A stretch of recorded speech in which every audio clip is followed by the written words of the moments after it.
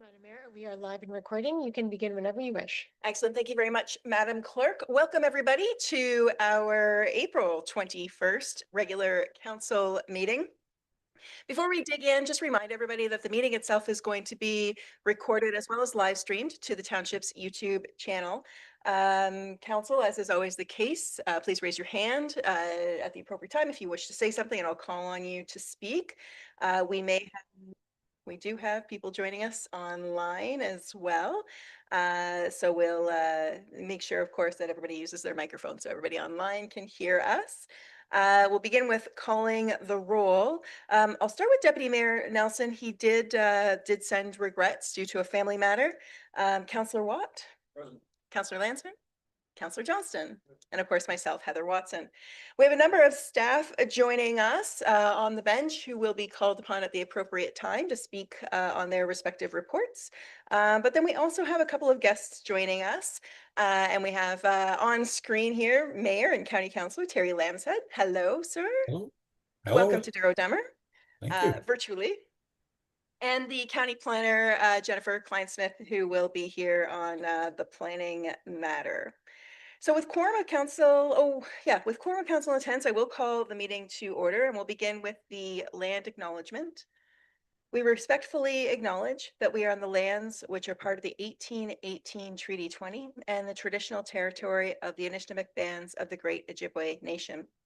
We offer our gratitude to the Ojibwe for their care and knowledge of the lands on which we work, live, and enjoy. May we honor and respect their teaching and our treaty obligations as we grow together. And we'll just pause for a moment of silent reflection.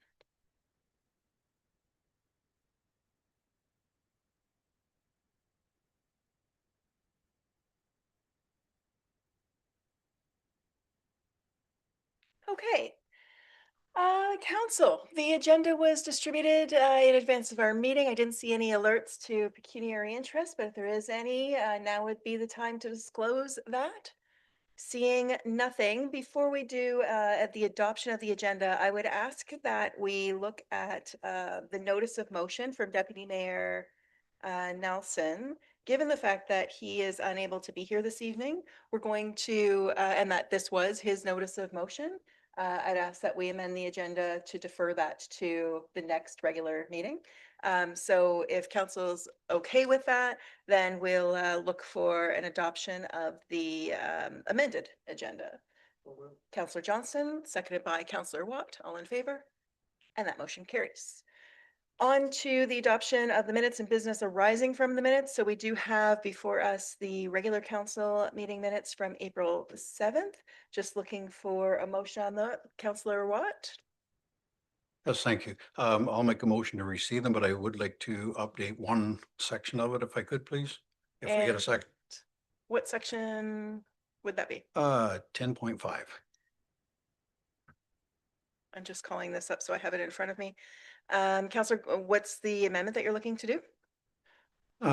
When I had put this forward, there was a couple things on there that, so each councillor shall receive the beginning of a term, a new laptop. I had asked for a new one, not just a laptop or certain, whatever, but I wanted new in there.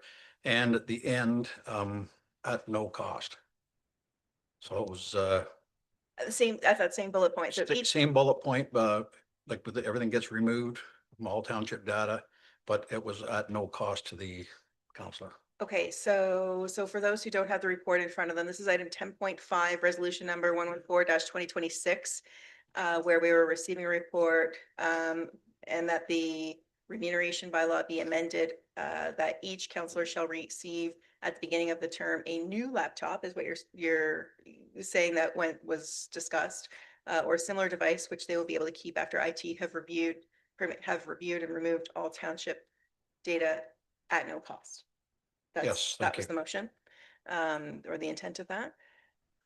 Councillor Watt? And at the end, the bylaw be to reflect that change. Sure, and I believe the bylaw is before us. It's on the agenda for later on, so we can double check that when we get to it. Does anyone want to second that motion? Councillor Landsman, to amend the minutes. Any other discussion on the minutes? All in favor? And that motion carries. Thank you. On to our consent agenda. Council, there are 6 items on consent before you today. Are there any items that you would like to pull for discussion later on in the agenda? If not, we'll just take one motion to receive them all. If no. Councillor Johnson will move to receive them all. I'll second that. Seconded by Councillor Landsman. Any discussion? All in favor? And that motion carries. On to section 8, Councillor Landsman, I'll just ask you to turn off your microphone. Delegations, petitions, presentations, or public meetings. We have a presentation. This is fun. This is fun. We have a presentation from the Canadian Association of Municipal Administrators, or CAMA, to recognize our CAO, Todd Davis, for 15 years of service. They sent an official letter, which is on the agenda for us, and that's been distributed. There's no formal presentation per se, but on behalf of council, congratulations and thank you for your public service. Council, if there's anything you want to speak to or exactly that. Here we go. So on that, then just a motion to receive. Councillor Watt, second by Councillor Johnson. Did you have something you want? No, okay. All in favor? And that motion carries. Okay, now on to 8.2, we have a public meeting, and this is an official plan amendment file 150P-25011 and zoning bylaw amendment application file R0325 planning 2026-12 for 1842 South Bayshore Road East. So council, just looking for a motion to open the public meeting. Councillor Landsman, seconded by Councillor Watt, all in favor? That motion carries, and I'll hand it over to Ms. Fitzgerald to walk us through. Thank you, Madam Mayor. Good evening, members of council, staff, and the public. Report Planning 2026-12 has been prepared for the public meeting this evening for official plan amendment file 150P-2501 and zoning bylaw amendment file number R0325. These applications were submitted concurrently by to the County of Peterborough and the Township of Douro-Dummer by Kevin McCrow of WND Associates on behalf of the owner, Cheryl Cowie, for the property located in part of lots 32 and 33, concession 11 in the Dummer Ward, and is municipally known as 1842 South Bayshore Road East. The subject property is approximately 0.8 hectares in area with approximately 236 meters of shoreline frontage along Stony Lake. The property is irregular in configuration due to its location on a peninsula at the terminus of South Bayshore Road East, which is a private road. The property is currently developed for recreational residential use in the form of a one-story single detached recreational dwelling, which is approximately 175 square meters in area, together with attached decks. The existing dwelling is considered non-complying due to deficient water yard setbacks. The water yard setbacks for the existing dwelling are 15.72 meters to the north, 6.43 meters to the east, and 37.2 meters to the south. Existing accessory structures include a boathouse and 2 utility sheds. The existing development is serviced by a private individual septic system, and water supply is drawn from the lake. The owner wishes to demolish the existing recreational dwelling and construct a new 2-story recreational dwelling, approximately 423.6 square meters in ground floor area and 698 square meters in gross floor area, together with landscape terraces. As currently proposed, the water yard setbacks for the proposed dwelling are 12.73 meters to the north, 13.75 meters to the east, and 18.11 meters to the south. The existing boathouse is proposed to be retained, while the existing utility sheds will be demolished to accommodate the new dwelling. The planned development also includes the installation of a new private individual septic system, and water supply will continue to be drawn from the lake. The existing development is shown on the site plans provided as part of the council agenda package for this evening's meeting, as is the proposed development. I would now like to introduce Jennifer Kleinsmith. Jennifer is a planner for the County of Peterborough. She's been processing this official plan amendment application with me. Jennifer is here this evening to speak to the purpose of the official plan amendment application, the peer review of supporting documents, official plan and PPS conformity, as well as to any comments received from the prescribed persons and public bodies, and the next steps in the official plan amendment process. I will then provide some further comments on behalf of the township's planning department. Thank you for that, Ms. Kleinsmith. Over to you.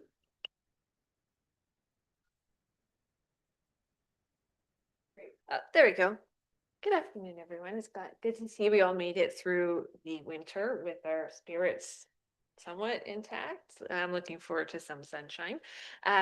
We've met most folks before. My name is Jennifer Kleinsmith. I'm a planner for the County of Peterborough. I'm here to walk through the public meeting that we are hosting for the OPA, also accompanied by Terry Lambshead, who is a planning representative from County Council here. I'm going to try not to repeat a lot of what Emily said, but for the purpose of making sure I do get out all key information, apologies in advance for any repetition. So today's public meeting is being held to consider an application to amend the county official plan, and more specifically, the local component of the county official plan, which contains land use policies for Douro-Dummer Township. And as noted, the public meeting is being held to consider the concurrent application to amend the township's comprehensive zoning bylaw.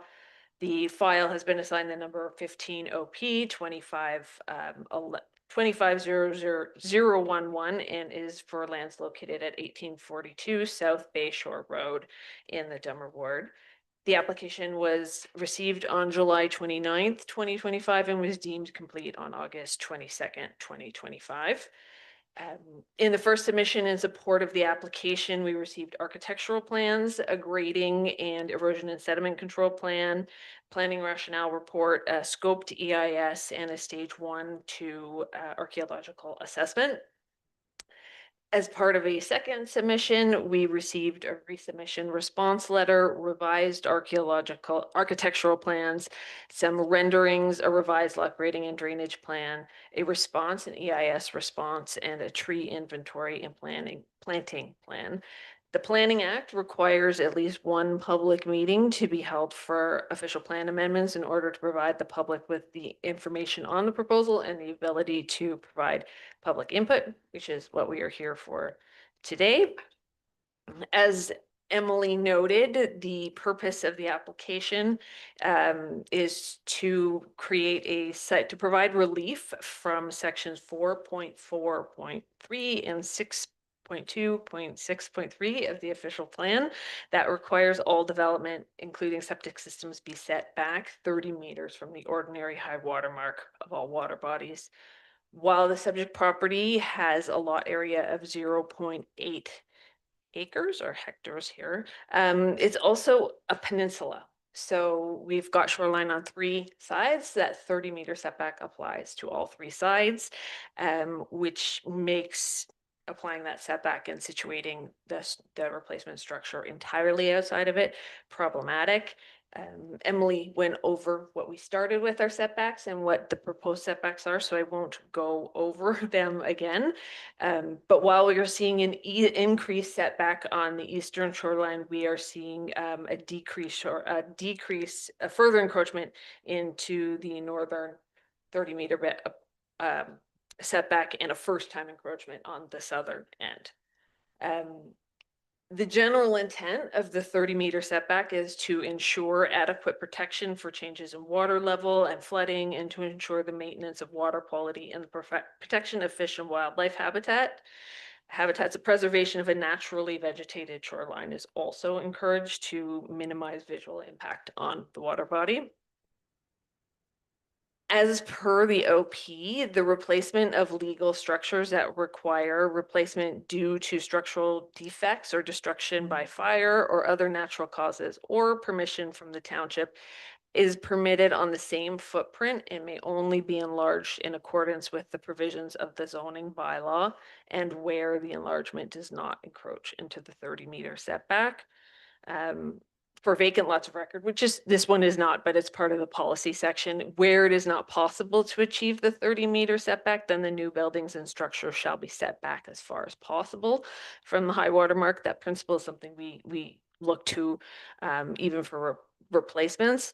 And this section also stipulates that minor variances or zoning bylaw amendments to accommodate expansions that further reduce these setbacks are not permitted unless it's a matter of public health or safety. That's partially why we are here as an official plan amendment. It's recognized that achieving full conformity with this policy statement is not quite possible, but it also doesn't conform to the policies as they are written in the official plan. From a provincial planning statement perspective, which all planning decisions must be consistent with, the most relevant policies for this application are related to natural heritage and cultural heritage. Due to the subject property's adjacency to the Hull South Bay provincially significant wetland, an environmental impact study was undertaken to satisfy PPS natural heritage policies. And similarly, due to the high potential for archaeological resources, a stage 1-2 archaeological assessment was undertaken to address PPS cultural heritage policies. The EIS was peer reviewed by the county peer reviewers who identified some issues in the first submission that triggered the need for a second submission. The second submission included an EIS response letter and the tree inventory and protection plan. When these materials were peer reviewed, they were found to have addressed the previously identified issues. The county and township review similarly found that outstanding issues that had been identified in the first submission were addressed in the second submission. In terms of agency and public comments, a notice of complete application for both the OPA and the ZBA were circulated to agencies and posted to the county and township websites on September 5th, 2025. The notice was also run in the Peterborough Examiner on September 11th, 2025. The notice for public meeting for both the OPA and the ZBA was circulated to agencies and posted on county website and township website on March 31st, 2026, and the notice was run in the Examiner on April 4th, 2026.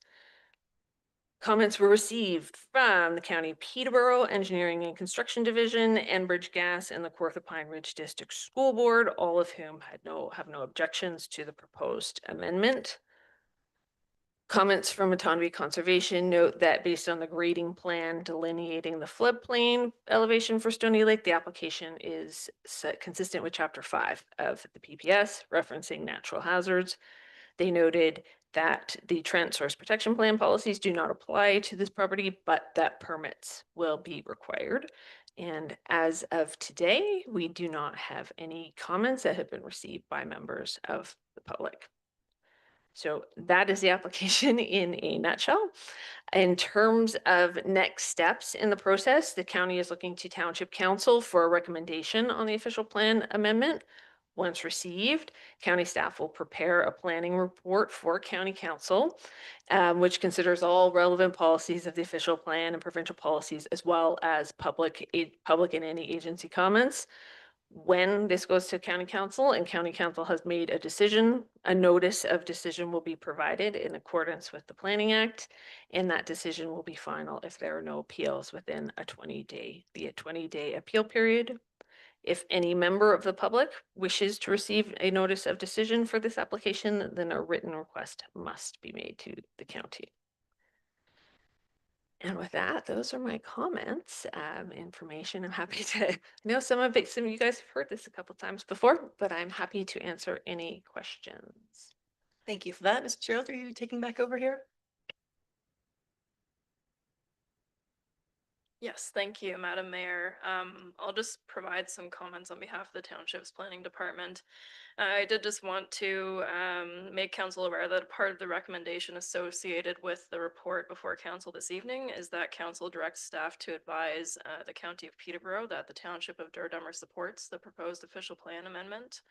And so to support council's decision-making process, township staff have completed a preliminary assessment of the official plan and zoning bylaw amendment applications for consistency with the provincial planning statement and conformity with the official plan.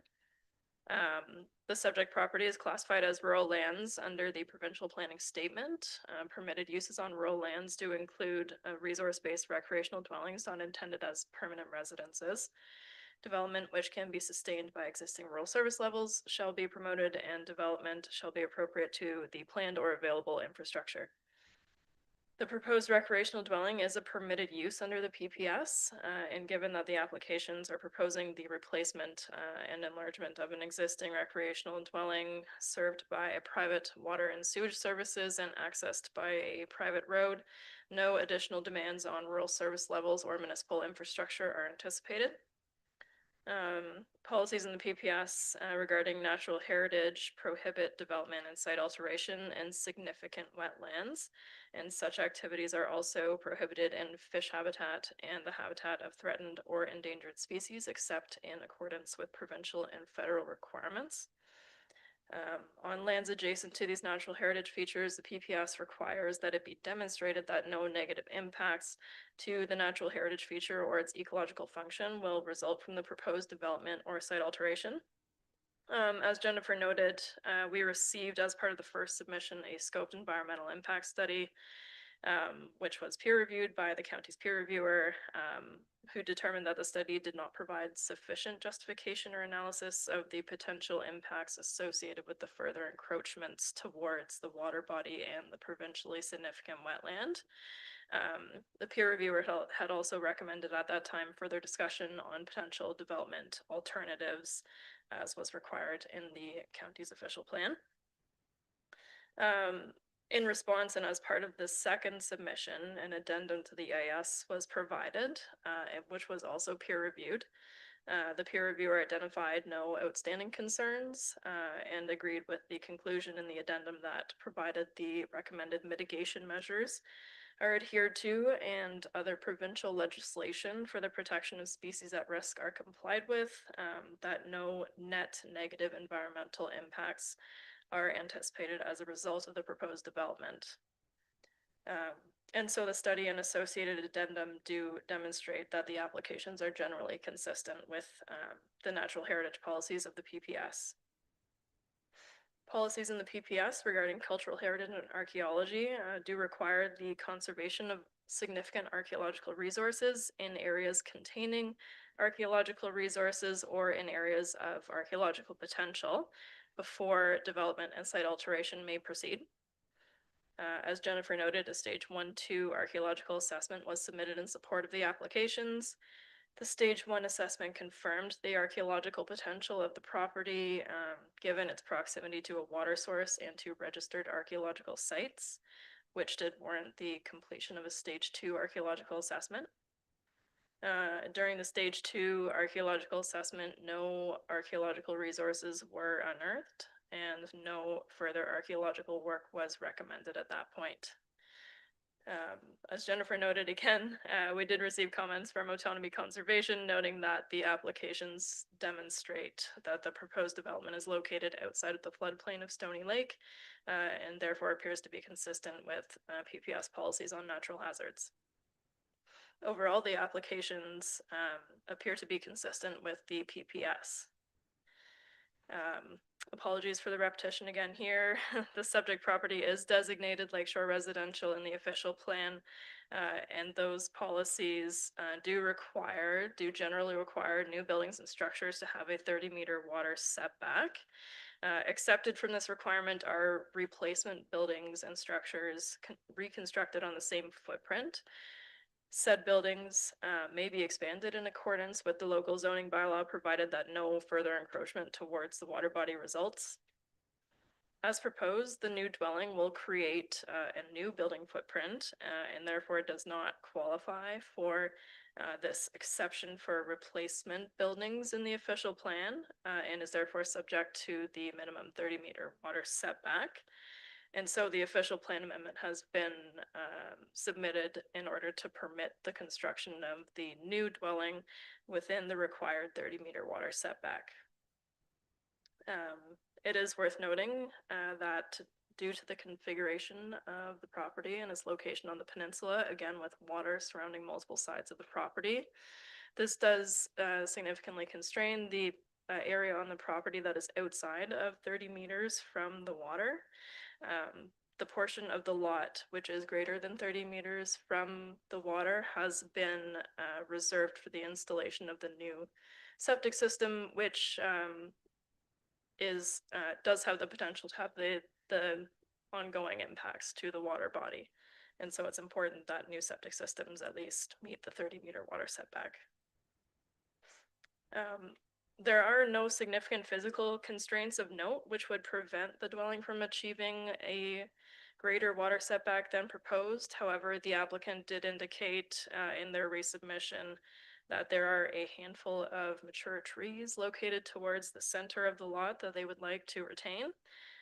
It is likely that these trees would otherwise need to be removed to accommodate a new dwelling closer towards the interior of the lot. Policies of the official plan also encourage an appropriate balance between built and natural form on waterfront properties. The proposed dwelling appears to be in keeping with the nature and scale of development on surrounding properties, and the proposed water setbacks do appear to be consistent with the traditional building proximity to the shoreline prior to the introduction of the 30-meter water setback requirement. As previously noted, the addendum to the EIS concluded that no net negative environmental impacts are anticipated as a result of the proposed development, and the peer reviewer did agree with this opinion. As per the recommendations of the scoped environmental impact study, compensatory tree plantings were recommended at a ratio of 5 new trees to every 1 removed. Based on this recommendation, a tree inventory and planting plan was also provided as part of the second submission. It is anticipated that the additional plantings to be provided will help offer visual impacts from the shoreline and the water body in the long term once they've matured. The applications therefore appear not to conflict with the official plan. The subject property is primarily zoned limited service residential in the township's zoning bylaw, with a small portion along the shoreline being zoned environmental conservation subcategory P, corresponding to the Hull South Bay provincially significant wetland. All proposed development will be located within the portion of the property currently zoned limited service residential. A single detached recreational dwelling is a permitted use in the limited service residential zone, subject to compliance with the applicable regulations of the zoning bylaw. The zoning bylaw amendment application proposes to rezone the portion of the property currently zoned limited service residential to the Special District 263 holding zone to permit minimum water yard setbacks of 12.73 meters to the north, 13.75 meters to the east, and 18.11 meters to the south, whereas minimum water yard setbacks of 30 meters are otherwise required. The ZBA also requests a maximum building height of 9.21 meters, whereas the maximum building height otherwise permitted is 9 meters. As currently written, the draft bylaw does propose the application of a holding provision to the new special district zone category, which would require the owner to enter into a site plan agreement with the township. The site plan agreement will ensure that development proceeds as currently presented to council and the public, and will serve to ensure that the recommended mitigation measures from the scoped environmental impact study are adhered to, as well as to secure the compensatory tree plantings. An application for site plan approval has been filed with the township as of the beginning of this month, and it is currently under review. Provided the site plan approval application has been deemed complete before the approval of the zoning bylaw amendment is sought, the holding provision may be omitted from that draft bylaw. Ultimately, approval of the official plan amendment is still required before the zoning bylaw amendment application can be deemed to conform to the official plan. That concludes my comments on the applications. I believe we do have the agent here in attendance this evening who may wish to provide comment. I believe the owner is also joining us online, and she may wish to provide comment as well. But I'll open it up, council, if there's any questions of either myself, Jennifer, or the agent. Okay, thank you for that. Council, are there any questions on the matter that's before you this evening, this afternoon? Nothing? Does Mr. McCrow, do you want to speak on behalf of your client? Come on up.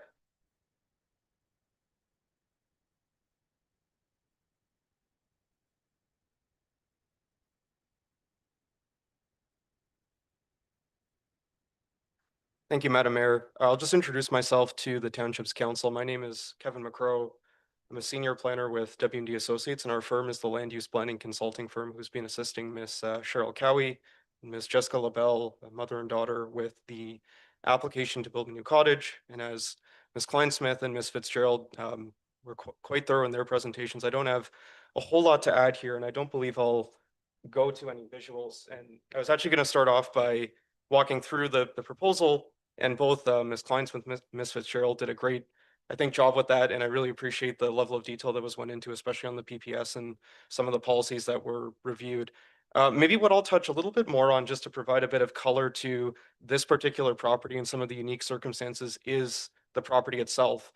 I think all three of us as independent planners, the county, the township, and myself as a consultant, in some way or shape or form, we've described this property as a peninsula. This property is quite unique. It's not rectangular, it's not square, it's not rectilinear, it's not long and deep. It is really interesting. It's a bit of a gem, if you will, on this portion of Upper Stony Lake. It's a peninsula that sticks out and runs itself further out into the lake, with Hulls Bay to the south. Now, what happens with that is that we have the effect of having north water guard setback, an east water guard setback, and a south water guard setback, which have to be managed through redevelopment. Because Ms. Kleinsmith and Ms. Fitzgerald said the property is large. The property is large, but can't be mistaken that the property does have some constraints on that large site. So first of all, with the water guard setbacks, because of its unique shape, and it has a bit of a choke point towards the east, further projecting further out, some of the water guard setbacks actually cross over each other and they negate each other out. And what we did on the architectural plans is a bit of a first exercise, is we laid out the water guard setbacks, and we realized that only about 8% of the property is actually available, call it, for redevelopment, or available for what we would sometimes call in this industry as of right development, which would be perhaps without the need for a ZBA zoning bylaw amendment, or perhaps without the need for a minor variance. Now, that portion of the property is located further west, so closer to South Bayshore Road East. And that portion of the property, not only is it adjacent to two neighboring recreational dwellings, but it's also a portion of the property that has significant tree coverage. There's significant existing mature trees in that area of the property. And what we did on our resubmission, in responding to the peer reviewer that the county had retained from Stantec, is our client retained the services of a consulting arborist, a certified arborist, and a landscape architect. Our arborist and landscape architect went to the site, visited the site, and documented and tagged all of the trees, classified the trees based on their species, and then looked at what this measurement that is often introduced in these applications, and that's the diameter or breast height of those trees. And what we discovered was that towards the middle of the property, there's actually a very large mature white pine tree. That white pine has a diameter or breast height of about 83 centimeters. Now, in other municipalities where we do work, they might have a private tree protection bylaw. Often the threshold for private tree protection is 30 centimeters diameter breast height. So this pine on this property is actually more than double what often other municipalities would see as a protected tree. So we saw that as a feature on the property. And then again, it's root base. It's almost like the iceberg effect. Sometimes with these trees, its root base, our arborist found, spreads out quite low and below its actual canopy. So we looked at this tree in particular, located further towards the middle of the site, as a constraint. We looked at some of the existing trees in that area outside the water guard setback as a constraint. And we found that we could strike a balance with this application through the OPA, through the need for site-specific considerations in the official plan, and a site-specific zoning bylaw amendment application that does not set negative precedent for other properties on the lake. We found that we could strike a bit of a balance here, pull the new dwelling further away from that predominant eastern water guard setback to increase that eastern water guard setback. We've demonstrated that with some renderings that we had filed with the application materials, and at the same time preserve and optimize the preservation of as many existing trees as possible. Where otherwise, what I found over the years, I've done other applications on Stony Lake at the Committee of Adjustment, because there's no private tree protection bylaw, often there are trees that are removed on some of these properties. But here, we almost took the approach of having this as examining the canopy coverage first, and then looking at where is the open lawn space on this property to locate the dwelling. So I think with that, Ms. Fitzgerald and Ms. Kleinsmith both had very thorough presentations on the planning merits under the land use planning framework. And I'm available if there's any questions. Thank you. Thank you for that, Mr. McCrow. And I also understand that possibly the owners, either Cheryl Cowie or Jessica LaBelle or both are online and want to say a few words about the application as well. Are we? Yeah, I'm just waiting for them to appear on screen or something if they're here. I think it's been very thoroughly discussed, so I'm happy to accept that. Okay, thank you so much. you. Council. Before we turn it over to the public for any comments, any additional questions based on the information that's been provided thus far? Councillor Lansman. Thank you, through you, Madam Mayor. I think that Mrs. Cowie has done a great, and her helpers have done a great job presenting everything for it. And just wanted to comment on that. Okay, thank you. So we'll now turn it over to the public. Are there any comments from the public in the gallery this afternoon who wish to speak on it? And Madam Clerk, are there any online? No? I think that's it then, unless there's any questions from council. Still seeing nothing. So we'll just seek to close the public meeting. Councillor Watt? Yes. Councillor Johnson will second that. All in favor? That motion carries. And we've got a resolution here. Nope. This one here? So I'll read out the recommended resolution if anybody on council wants to make that motion, that the report planning 2026-12 dated April 21st, 2026 regarding official plan amendment file 15 OP-25011 and zoning bylaw amendment file R-03-25 be received, and that council receive all comments related to the files 15 OP-25011 and R-03-25, and that council direct staff to advise the County of Peterborough that provided the County of Peterborough Planning Department recommends the approval of the official plan amendment file 15 OP-25011 to County Council, the Township of Douro-Dummer supports official plan amendment file 15 OP-25011, which represents amendment number 85 to the county official plan, and the council defer decision on zoning bylaw amendment file R-03-25 until such time as county council has made a decision on official plan amendment file 15 OP-25011. Mayor Lambshead. I was wondering if you would get to me or not. I'm so sorry. No, that's okay. I just had a comment regarding the application. It's there's a lot of constraints on this property, and it's greatly appreciated that you're saving some huge trees. I mean, this is a good application. They've done their best to accommodate on a peninsula lot, so I certainly see how you could support that. So thank you very much for all the planners. Thank you, Mayor Lambshead, for your comments. So council, the motion that's recommended that's coming forward is, I've read it. Does anyone want to make that motion? Councillor Landsman, seconded by Councillor Johnston. Any discussion on the motion? All in favor? And that motion carries. Okay, well, on to the next one then. Thank you so much, everybody involved in that. So we are now bringing forward.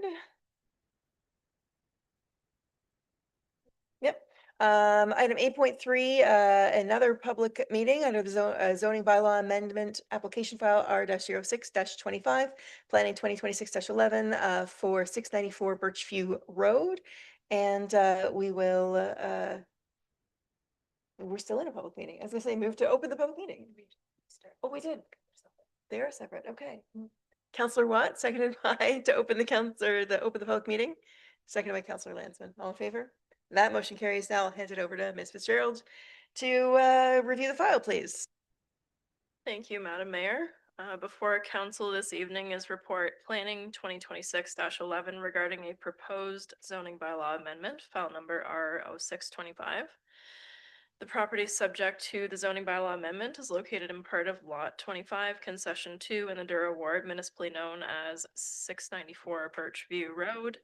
The application was submitted by Kevin Dugay on behalf of the owner, Scott Moore.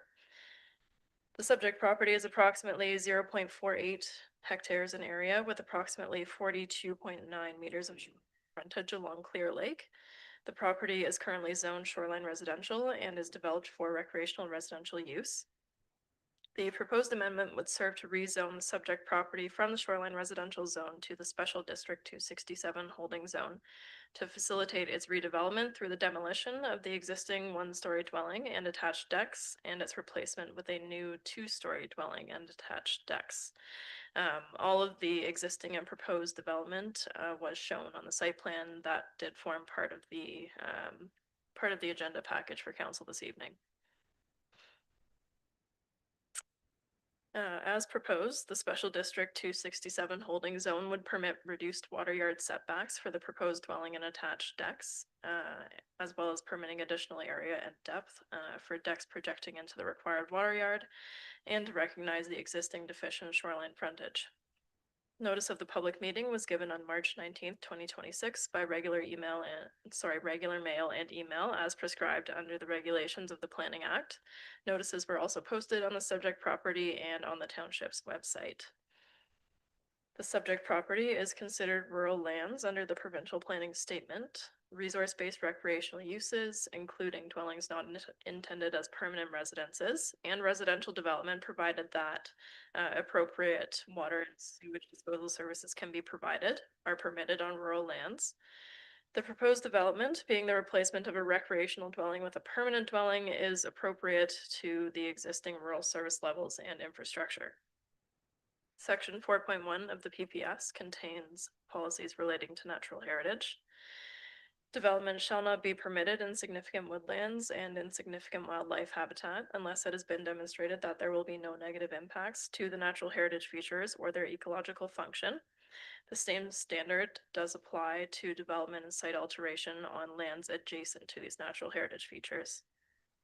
Additionally, development and site alteration shall not be permitted in the habitat of threatened or endangered species except for in accordance with provincial and federal requirements. An environmental impact study prepared by Sumac Environmental Consulting was submitted in support of the application. The EIS did conclude that provided adherence to the recommended mitigation measures, negative impacts to the identified natural heritage features will be appropriately mitigated. The EIS was peer-reviewed while the application was in process. The peer reviewer indicated upon his review of the EIS that the information provided was insufficient to determine the extent of the disturbance on the significant woodland feature. Therefore, the impact assessment was not considered to fulsomely address the PPS policies relating to natural heritage. Additionally, the peer reviewer indicated that clarification from the environmental consultant is required regarding the species at risk assessment for Blanding's turtles and northern map turtles. Additional mitigation measures could be required to address potential impacts on these two species at risk species. Section 4.6 of the PPS speaks to cultural heritage and archaeology. Development and site alteration shall not proceed in areas of archaeological potential or in areas containing archaeological resources until significant archaeological resources have been conserved. A stage 1-2 archaeological assessment was submitted in support of the application. The stage 1 assessment confirms the archaeological potential of the subject property given proximity to a source of potable water, which was also historically used as a means of trade and transportation. The stage 2 archaeological assessment found no archaeological resources on the property and no further archaeological work was recommended. Comments received from Autonomy Conservation provide that the applications demonstrate the proposed development is outside of the floodplain for Clear Lake. Slope and erosion hazards will be addressed at the permitting phase. The application is considered consistent with the natural hazard policies of the provincial planning statement. Given the outstanding concerns with the environmental impact study, the updates requested by the peer reviewer are required before it can be confirmed that the application is consistent with the PPS in its entirety. The subject property is designated Lakeshore Residential and Environmental Constraint Area in the official plan. Permanent and recreational single detached dwellings are permitted in the Lakeshore Residential designation, while development and site alteration are generally prohibited in the Environmental Constraint Area designation. All proposed development will be located within the portion of the property designated Lakeshore Residential. The official plan generally requires new buildings and structures to be set back a minimum of 30 meters from the high water mark. However, existing buildings within 30 meters of the high water mark may be replaced in the same footprint and enlarged in accordance with the local zoning bylaw, provided that no further encroachment towards the water body results. Open decks are permitted to be located within the 30-meter water setback, provided no negative effects to the waterfront environment result. The proposed dwelling will be largely within the footprint of the existing dwelling. All expansion will be occurring to the rear. The proposed water setbacks for the new dwelling and attached deck do result in a slight improvement to the existing deficient water setbacks. The official plan also provides policies which intend to ensure the long-term preservation and protection of the natural environment.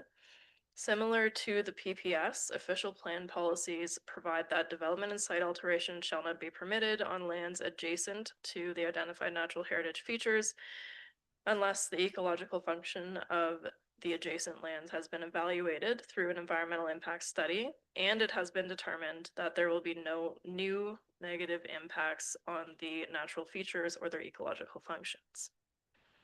As previously noted, the peer reviewer for the township has identified some outstanding concerns with the EIS, which need to be resolved before it can be confirmed that the application conforms to the official plan in its entirety. The subject property is zoned shoreline residential under the township's zoning bylaw. A single detached permanent or recreational dwelling are permitted uses in the shoreline residential zone, subject to compliance with the applicable provisions of the bylaw. The amendment proposes to permit minimum water yard setbacks of 18.3 meters and 16.5 meters for the proposed dwelling and attached decks respectively, whereas the minimum water yard setback otherwise required is 30 meters. As previously noted, this is a minor improvement to the existing conditions. The existing dwelling is located at a water setback of 15.9 meters, and the existing deck is located at a water setback of 15 meters. The amendment also proposes to permit open attached decks of 58 square meters in area to project into the required 30-meter water yard, as well as to recognize the existing deficient shoreline frontage of 42.9 meters, whereas the minimum shoreline frontage otherwise required is 60 meters. It is also recommended that a holding provision be applied to the new site-specific zoning to require the owner to enter into a mitigation measures agreement with the township. The mitigation measures agreement ultimately will serve to ensure that the recommended mitigation measures of the EIS and anything further which comes out of the peer review process and resubmission process are adhered to throughout the development process. Other than the relief previously noted, the proposed development complies with the applicable provisions of the zoning bylaw relating to other interior yard setbacks, rear yard setbacks, lot coverage, building height, etc. As of present, no comments have been received from members of the public or senior staff. Comments have been received from the following agencies: Peterborough County Engineering and Construction Division, Kawartha Pine Ridge District School Board have no comments or concerns related to the application. Trent Severn Waterway also noted no objection to the application, but noted if the property owner wishes to undertake any in-water or shoreline works at this location, they will require a permit from the Office of Trent Severn Waterway prior to the commencement of any work. Alderville First Nation noted that the property has a very high potential for archaeological resources and/or burial sites. An archaeological assessment is required prior to any demolition and/or soil disruption. A copy of the Stage 1-2 archaeological assessment was provided to Alderville First Nation. Curve Lake First Nation requested additional consultation with the proponent and additional information relating to the project, as well as the completion of a Stage 1 archaeological assessment at a minimum. The agent provided a copy of the Stage 1-2 archaeological assessment to Curve Lake First Nation, and no further comments have been received from them as of present. Otonabee Conservation noted that the application is consistent with Chapter 5 of the PPS. The proposed development will not create any new or aggravate any existing hazards. Permits are required from ORCA prior to any site alteration or development in the regulated areas, and Trent source protection policies do not apply. So to conclude the report this evening, the zoning bylaw amendment, again, proposes to rezone the property from the shoreline residential zone to the special district 267 holding zone to facilitate the construction of the new dwelling as proposed. As previously noted, there are outstanding comments required to be provided and or resolved with respect to the submitted environmental impact study to confirm that the application is consistent with the provincial planning statement and official plan in their entirety. For this reason, it is recommended that council defer a decision on the zoning bylaw amendment until these comments have been addressed. That concludes my comments, Madam Mayor. I'll turn it back to you. Thank you very much, Ms. Fitzgerald. I understand that Mr. Duguay, the agent, is here or joining us online and might have some information to add. Mr. Duguay, welcome. Thank you, Your Worship. I guess I don't often appear in front of two mayors at the same time, but nonetheless, thank you to Emily for her thorough presentation. And I would like to speak to a certain extent to the staff recommendation. I want to start off by saying the process to date, there was formal pre-consultation. A much larger and a much larger building having greater mass, potentially closer to the shoreline, was originally contemplated. We heard from the Conservation Authority and from the municipality that a greater water yard be achieved, and that a consideration for the reduction in the building height as measured along the front of the water yard portion of the property be considered. That's been done. So the building program is smaller. The building setback from the water yard has increased. This property is developed to contain an existing cottage. It contains an existing boathouse that was subject to previous approvals, I believe, through the Conservation Authority by their permit 2020-47, which also considered improvements and work along the shoreline. Additionally, there is on the property a second dwelling unit, which is also subject to a municipal building permit. The property owner also undertook to acquire lands from an adjacent property, serving to increase their land base to accommodate the proposed redevelopment of the property. Ms. Fitzgerald has spent some time speaking about the Stantec peer review, of which I have received and I've discussed in detail with our environmental consultant, Cassandra Fligg. The peer review as conducted by Stantec was done in a vacuum. They did not have at their disposal my planning justification report. They did not have at their disposal other key documents that would inform how this property can be responsibly developed. I've considered section 5 of the peer review comment, and it indicates that there are some considerations for the township, including the following. These are considerations. And number one, they speak to that the development doesn't appear to conform to the Peterborough County's official plan. Well, that's fundamentally not correct. It does comply. The County of Peterborough's planning department has written that they have no issues with this application. So I'm not sure how an environmental consultant is now commenting on the compliance with the county's official plan. Additionally, point 2 speaks to opportunities for restoration within the shoreline area and outside of the 30-meter buffer.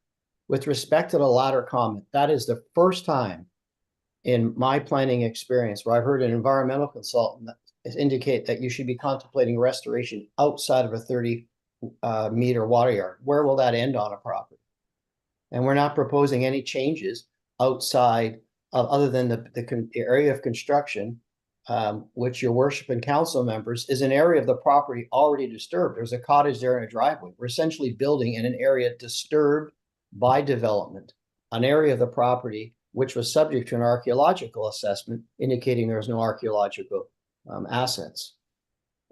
We've also heard that the SUMAC, that being the environmental consultant, should confirm a PPS conformity about impacts with respect to a significant woodland.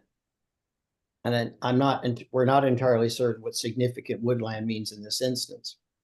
Also, point 4 speaks to context in the flood line. While our property development included a ORCA approved flood contour, and we're showing that our development, all of it is outside of that flood contour. Additionally, the Conservation Authority was active in the pre-consultation process and indicated that a slopes to build, some analysis on grading and drainage be undertaken. That's been done, and we acknowledge that that would be finalized through the building permit. The last comment speaks to Blanding turtle, and I had a lengthy chat with Cassandra, and their habitat would be at the shoreline, not upstream, if you will, traveling up a slope. And there would be no impacts on the Blanding turtle. And in fact, there is no habitat appropriate for that species. So our environmental consultant has been contacted. They are in the midst of providing supplementary comments. But what concerns me, and I'm not being disrespectful of your planner, your worship, but Stantec did not conduct a site visit and conducted an evaluation assessment of an environmental report without the bulk of the balance of the zoning bylaw amendment packages filed with the municipality. I would also indicate to the municipality that Mr. Moore and I have chatted and submitted to the municipality this week a draft mitigation agreement, which includes the mitigation measures contained in the SUMAC report, as well as some potential additional measures. Mr. Moore is fully prepared to enter into the mitigation agreement. And the mitigation agreement is an agreement that is essentially reflects what's going to happen during construction and after construction.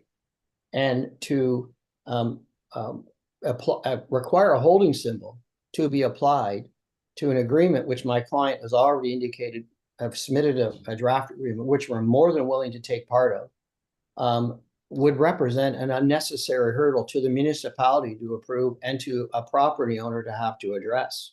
We're fully prepared to respect the particulars of the mitigation agreement. With that being said, I have considered that the Conservation Authority has no issues, Trent Severn Waterway has no issues, the Peterborough County has no issues, there are no neighborhood concerns. Our archaeological assessment found there are no attributes, and I can confirm that I have provided full documentation to both Alderville and Curve Lake. I did receive a response from Curve Lake, and they are requesting a $500 filing fee, which my client is prepared to provide to Curve Lake. We are fully prepared to enter into a mitigation agreement and would do so now. And through correspondence with your township planner, there's an acknowledgement that it's not inappropriate to have the agreement in place now, thus avoiding an unnecessary holding symbol, which would represent another cost to the client and another delay to the project. And lastly, I am concerned about the manner in which the Stantec peer review was completed. There's no site visitation done in a vacuum, and some of their comments, frankly, stray way outside of the parameters of an environmental study. You did hear from Ms. Fitzgerald that this application, in summary, Your Worship, serves to replace an existing cottage, subject to a structural report saying it's not really capable of readily being fixed. There are no ecological, no environmental, no archaeological, no technical issues in front of us. And from my professional planning experience there, I see no reason why this application should be deferred. And I cannot identify any reason why a holding symbol should be applied, particularly given that Mr. Moore has already started the mitigation agreement process. I must acknowledge, though, Ms. Fitzgerald has been busy with this file. We've exchanged a lot of emails, and I always appreciate her willingness to communicate and process this and other applications. I make myself now available to council in the event there are questions. Thank you for the opportunity to address you. Thank you, Mr. Duguay. Council, do you have any questions of the agent or staff based on what we've heard? Councillor Johnston. I don't know if I have a personal question. I just look at some of this stuff and I'll tell you, it makes people wonder why they would even want to do something in this township. Because the time it takes and the money that where something was there for, I don't know how many years, we'll say 20, 30, 40, 50 years. Pardon me? 1950. And to come back now and say that all these issues can apply here, like that really bothers me, listening to some of these concerns. And back and forth, time and money. All those things really bother me. Anyways, I'm not going to ask you any questions because I totally understand it and I'm not very happy with it. Thank you. Thank you, Councillor Johnston. Any questions of staff or the agent, Mrs. Gerald, wants to add something? Yes, thank you, Madam Mayor. If I could, I would just like to briefly respond to Kevin's comments. Yeah, with respect to the peer review that was completed on the GIS, I understand it was a desktop view. It is standard procedure for reviews of these nature of documents to be subject to only desktop review.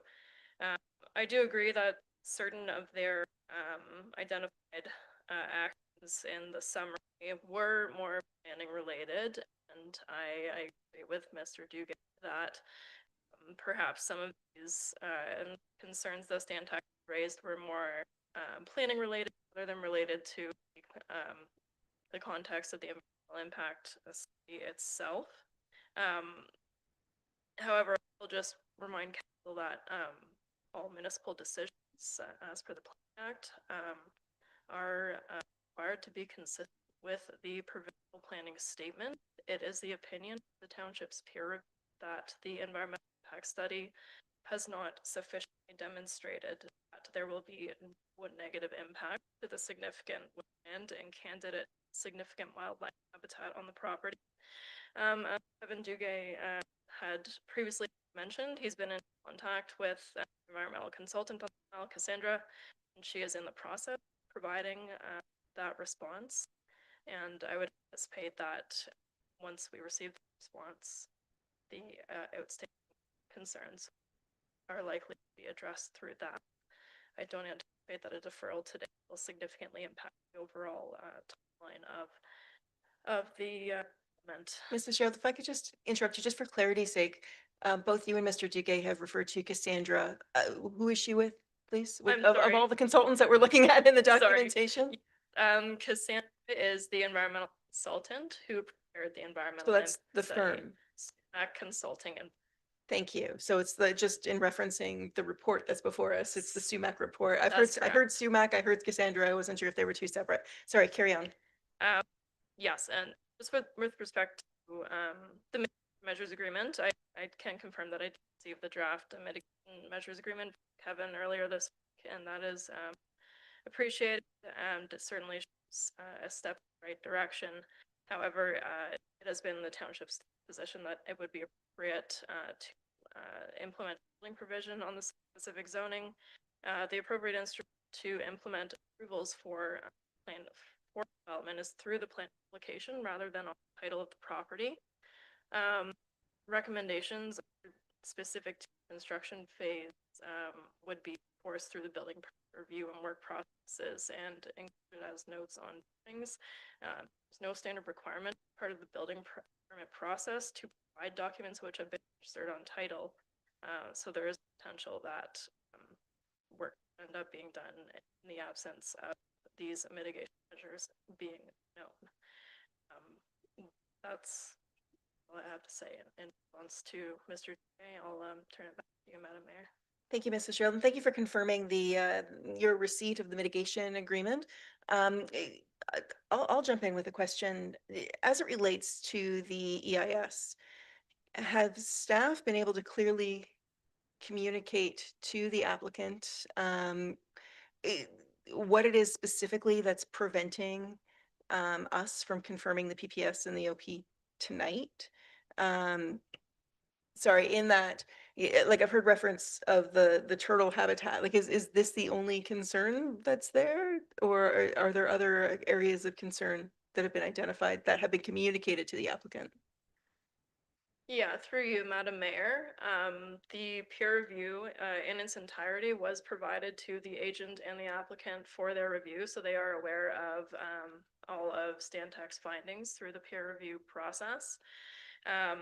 Really, the Township Planning Department concerns lie with points 3 and 5. Again, I mentioned I agree with Mr. Duguay that points 1, 2, and 4 are primarily more related to planning considerations rather than relevant to the environmental impact study itself. And again, Ms. Fitzgerald, points 3 and 5 in which document?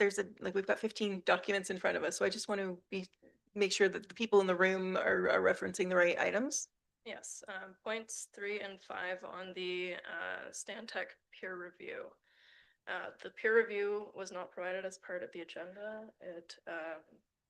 It is considered a technical document for staff review. Okay, so could you go into detail of what points 3 and 5 are, please? Yes, point 3 reads, SUMAC should confirm that to conform with the PPS, that there will be no negative impacts on the significant woodland and the candidate significant wildlife habitat identified on the property.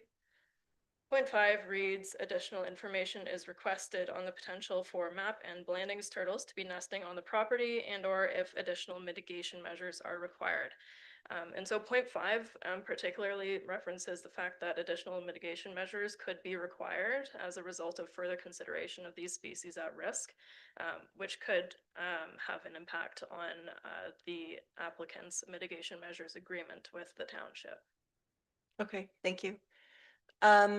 We have Mr. Jackman in the gallery, who's also, I believe, filed as an agent on the file. Please.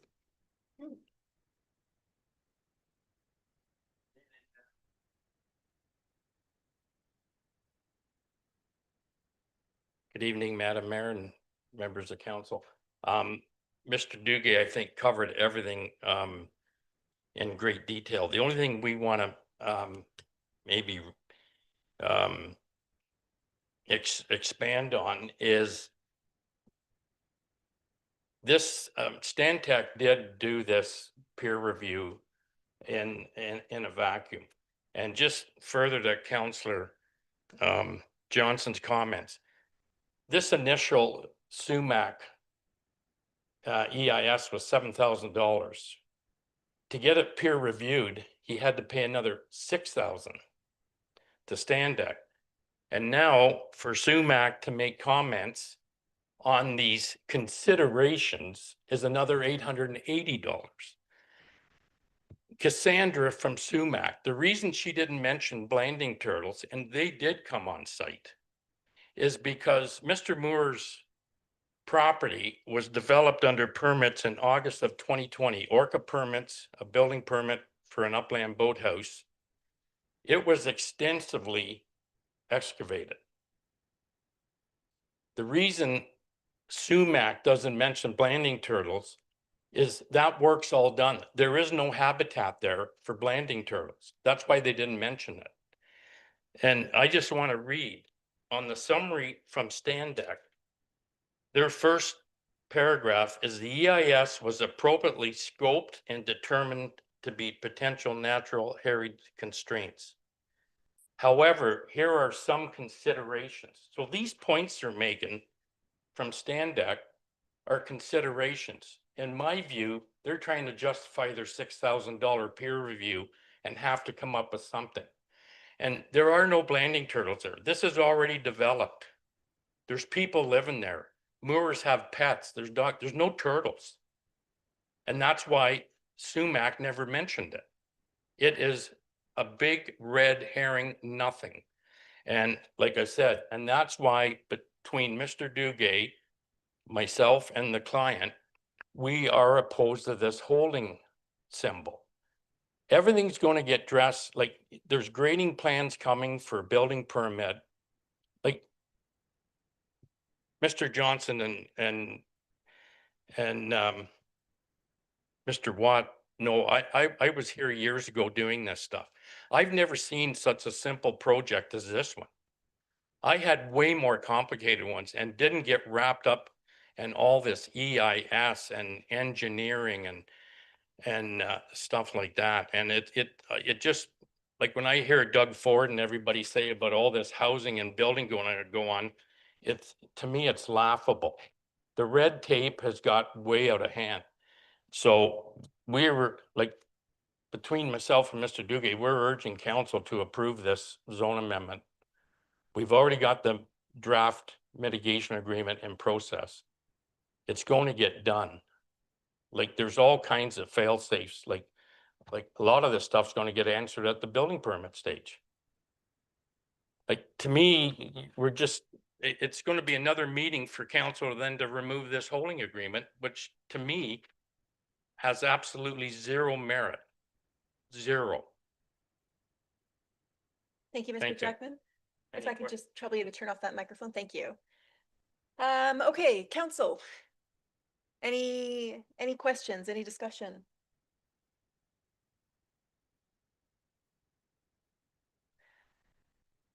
Well, we've got to follow the program here. Let me just check my notes.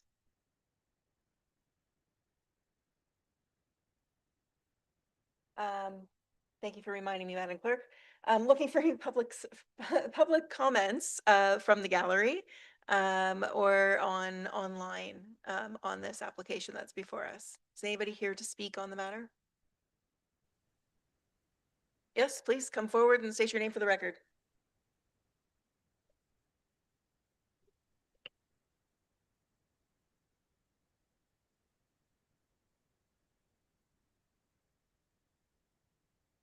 My name is Marie Howren.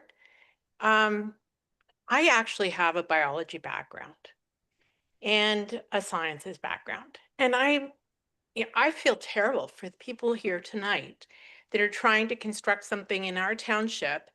It's a building that already exists. I get that there might be some turtles there. Maybe these people even want to encourage some. Who knows? They're saying there is absolutely no turtles there. There's not habitat. They're definitely not building on the shoreline.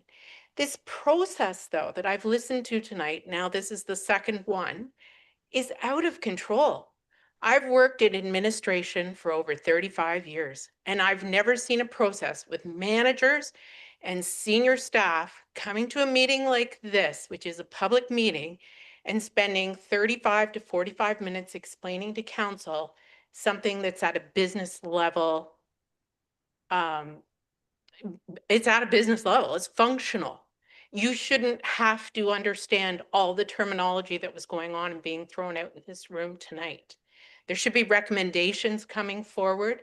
You've got very educated people here making a presentation.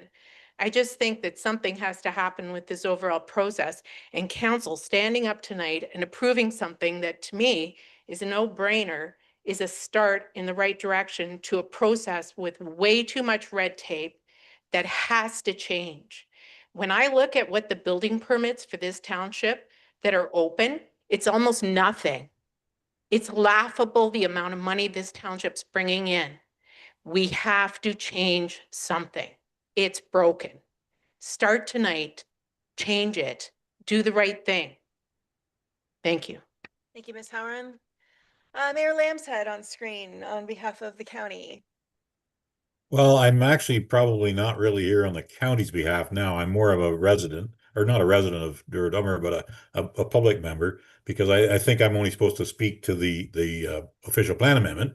But I see no reason why your council can't support something like this with the proviso in there that you do enter the agreement that's been put on your table already.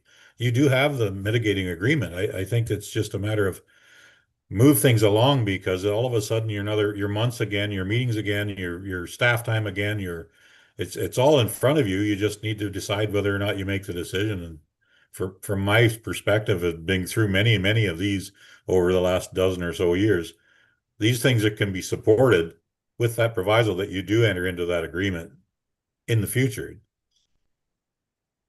Thank you That's very my comment. much for your comments. Are there any other people in the gallery or online who wish to speak in favor or against the application? Seeing nothing further, we will close the public meeting. Councillor Watt, seconded by Councillor Landsman. All in favor? That motion carries. And now what would you like to do with the report that's before you, Council? Councillor Johnston?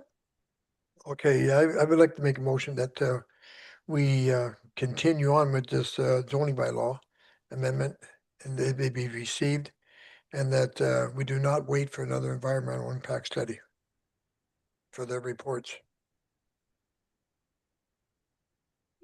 So I know that that's not in the recommendation, so let's work on wordsmithing this a little bit for the clerk, I think. So that we are, that report planning 2026-11 dated April 21st, 2026 regarding the zoning bylaw amendment R0625 more be received. That was the first portion.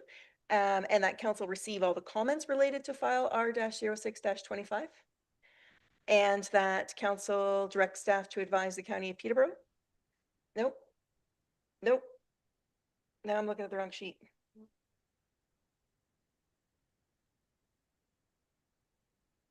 It's this one. Yeah, you're right. That's where I'm trying to go with it.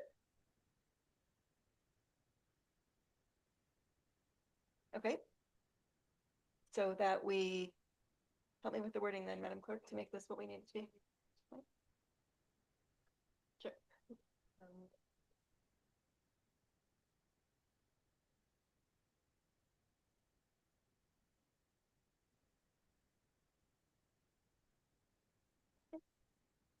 Okay, so the clerk's gonna give us the proper wording. No, that we approve the application and that a zoning bylaw be brought forward as soon as possible. Is that what you're looking for, Councillor? Okay. Does anyone want to second that motion? Councillor Landsman? Sorry. Yes, I will second it, but I just want to make sure that the first part of Councillor Johnson's motion contained the information that he gave out, and that the to approve it is in that motion.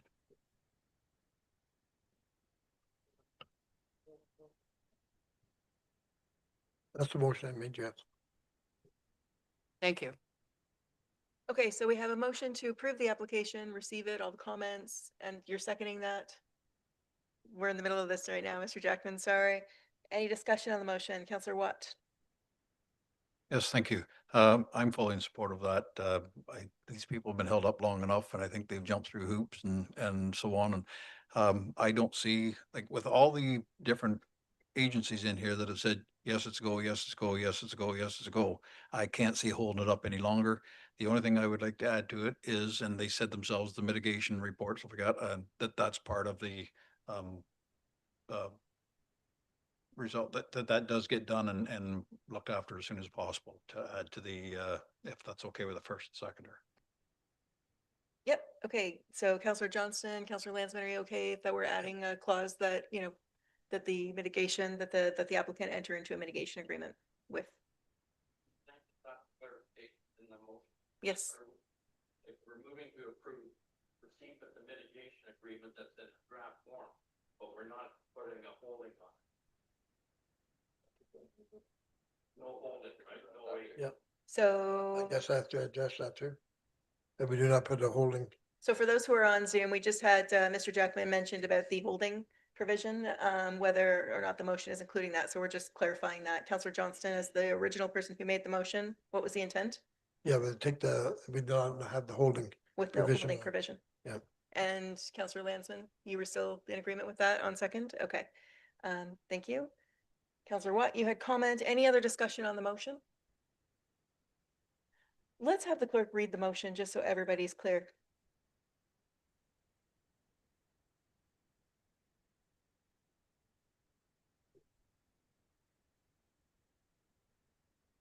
Thank you, Madam Mayor. So the motion as presented, moved by Councillor Johnson, seconded by Councillor Landsman, is that the report planning 2026-11 dated April 21st, 2026 regarding zoning bylaw amendment R0625 more be received, and that council receive all comments related to file R0625, and that council approve the application, a zoning bylaw amendment be brought forward immediately without a holding symbol, and that the mitigation measures agreement be completed. Okay, so that's the motion that was seconded. Gonna call for the vote. All in favor? That motion carries. Okay, moving on to, thank you for your time, folks. Mr. Duguay and Mayor Lamson, I don't know if you're going to stick around still, but you're welcome to. Thank you. On to No, item- but I'm going to the Telus Cup, so thank you very much. Here we go. All right. Thank you. On to item 8.4, we have a delegation from Mr. Vandenbroek regarding funding for the Douro Community Center ice pad replacement project. Sir, come on up.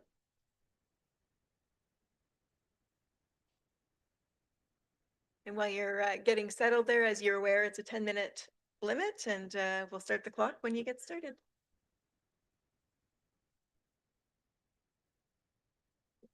Good evening, neighbors and council. Thank you again for giving us an opportunity to voice our concerns. I've heard from a few Douro-Dummer citizens and myself have noticed the provincial government sign along the highway at the Douro Community Center being recognized for funding part of the arena refurbishment. The concern is that it seems kind of ironic that a sign be funded by us for the provincial government to take credit for funding, say, half the cost of the Douro-Dummer arena repair with province of Ontario taxpayers' citizens' money. The other half coming from Douro-Dummer taxpayers' money in the form of reserve funds. If this is our government's way of trying to justify itself for the way it's representing us, spending our money, it doesn't take much looking at the state of our country, but it's not working. I'm asking this council to use our resources to show gratitude to the people who the funding came from, on the backs of the Douro-Dummer taxpayers.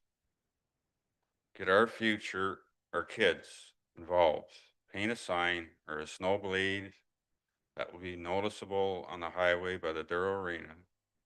The snow blades painted and placed by the four corners of the county yard other years were very noticeable. The spot where the kids involved and the Douro-Dummer taxpayers will see and be recognized for funding the arena. A valuable commodity to the development and to sustain our community. Taking ownership and being proud of Douro-Dummer, thereby improving our community spirit. That's all I got. It's just show credit where credit's due. Okay, thank you. Before I let you walk away, I'll just make sure, council, any questions of our speaker? Councillor Watt. Thank you very much, Madam Mayor. Thanks, Adrian. We are very proud of what our residents do for us and that tax base that does help cover these things. And sometimes it's like, people think, oh my God, where are we getting all this money from? So like that. And yes, senior government money does come from us also, like, you know, so it's kind of, they're giving it back, but we've already given it to them in the first place. So I do appreciate that. And I do think a recognition of some kind, whether, and a good point to me, which I will make it afterwards, would be the sign at the Douro Arena, the sign here at the Warsaw Arena. We could put up there, you know, a thank you for the residents of the township for what they have supplied to get this job done that's going to support our kids in that arena for the next 30 or 40 years from what they tell us. Thank you very much. Thank you, Councillor Watt. Any questions before we let Adrian sit back down again? Seeing nothing? Thank you again. I will add that the ad hoc committee has contributed some, on behalf of minor hockey, some funding for the facility. A couple of years ago, they had been the recipient of some Hockeyville funding and upgraded the girls' change room, which prior to that was a closet, almost embarrassingly. And they have made some commitments financially to help support some other upgrades that aren't part of this project.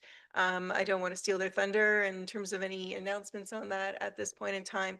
But certainly minor hockey is coming forward with some cash. And I know I only mentioned that because in your delegation paperwork, you had mentioned about contributing beyond maybe just the art project as well, and through volunteerism and financially as well.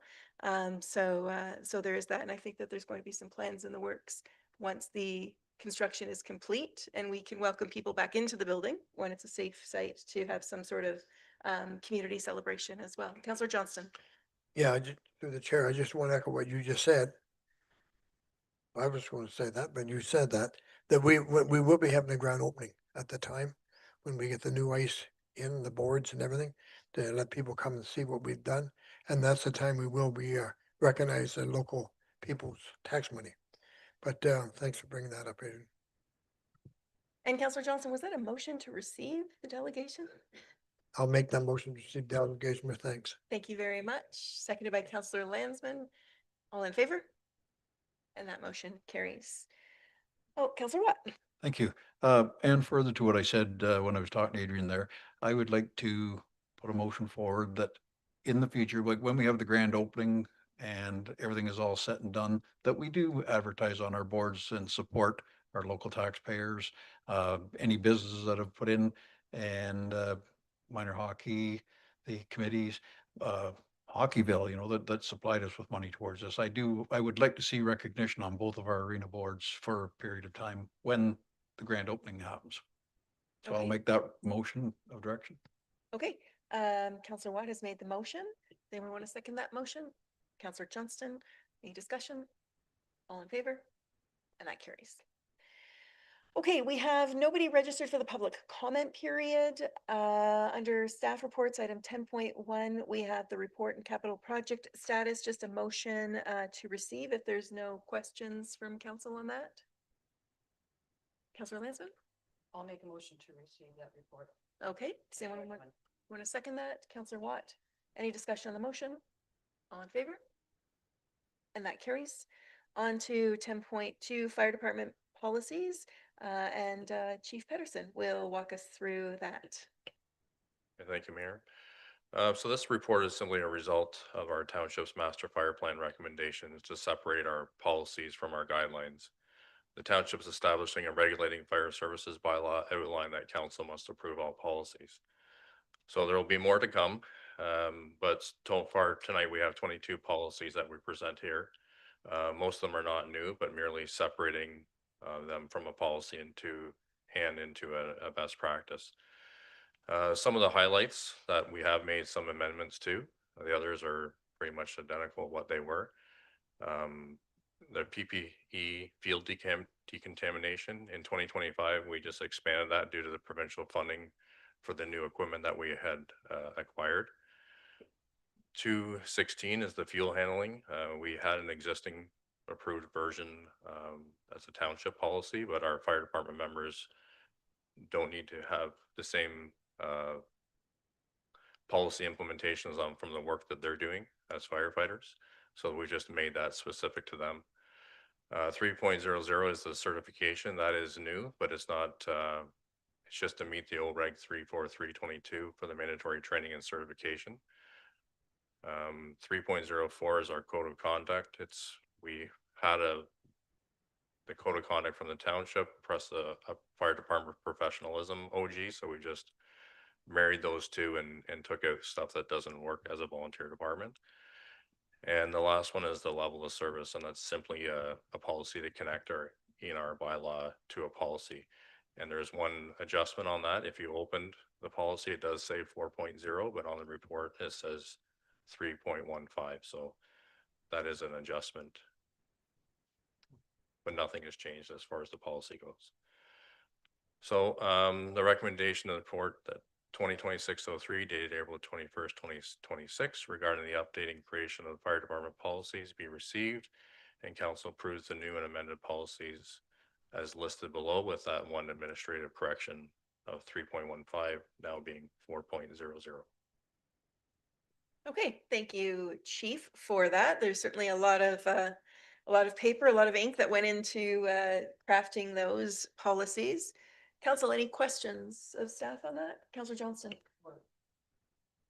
To the chair, you said that 3.15 was, isn't this the new one now? 3.15 compared to 4? Or is that the other way around? Yeah, so through the mayor to Councillor Johnson, yeah, so the one that you have says 3.15. It's actually 4.00.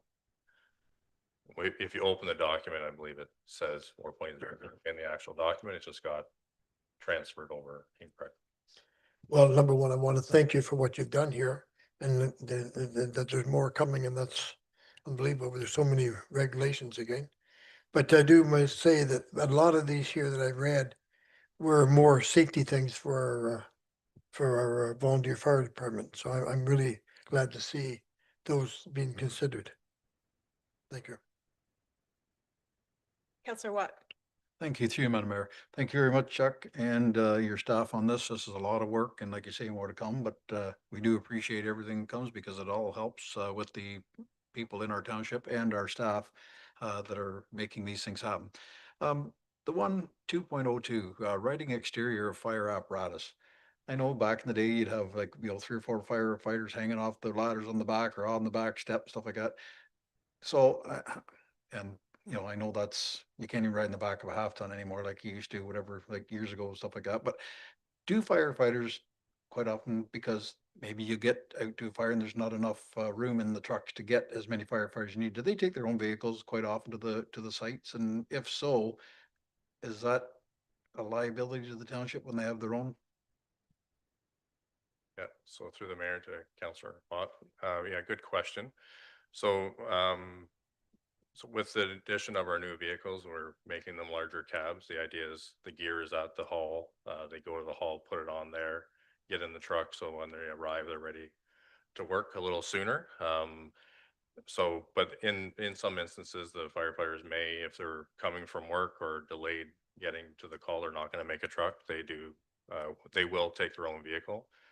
We do have some policies on those vehicle uses, just basically obeying the Highway Traffic Act is really all we can do there. And then, there is some compensation for them to take that vehicle directly to the scene as well. So. Any other questions? Seeing nothing further, council, just looking for a motion. I Councillor would make a Lansman? motion to follow the recommendation as read by the fire chief. Okay.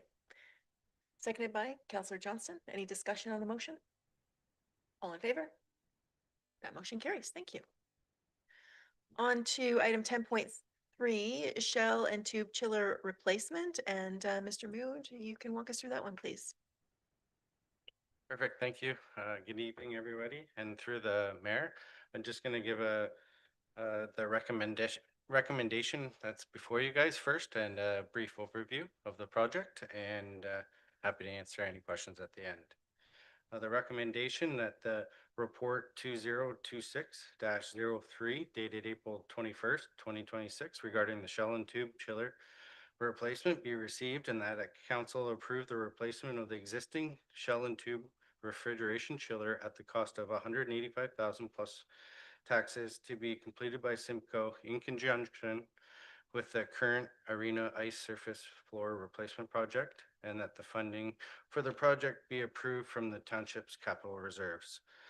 To give you a brief overview, this as part of the Douro Community Center ice surface project, the shell and tube chiller replacement and conversion of our refrigeration fluid to glycol was originally planned in this floor project. The component was later removed to manage project costs with the intent of maximizing the remaining life expectancy of this chiller to its full extent. Following recent internal camera inspections by Simcoe Refrigeration, the inspections identified some serious issues with deteriorating tubes, including plug circuit, corrosion, and restriction flows.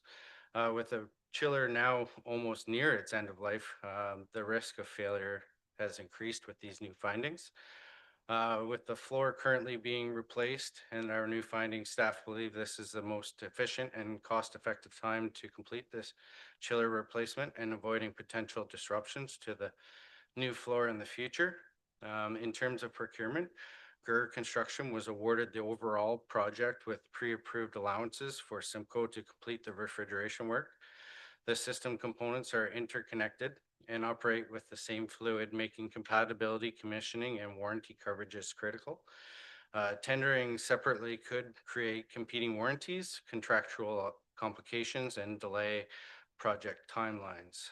The township's procurement policy allows for sole sourcing in cases where compatibility is required and where work is being completed as part of an existing tendered project. Be happy to answer any following questions. Thank you, Mr. Mood. Council, this is your turn to ask questions. Through the chair. Mike, when did we find this out? I thought I'm trying to find it, but I don't see it, but I thought it said in here in February. Through the chair or the mayor to Councillor Johnson.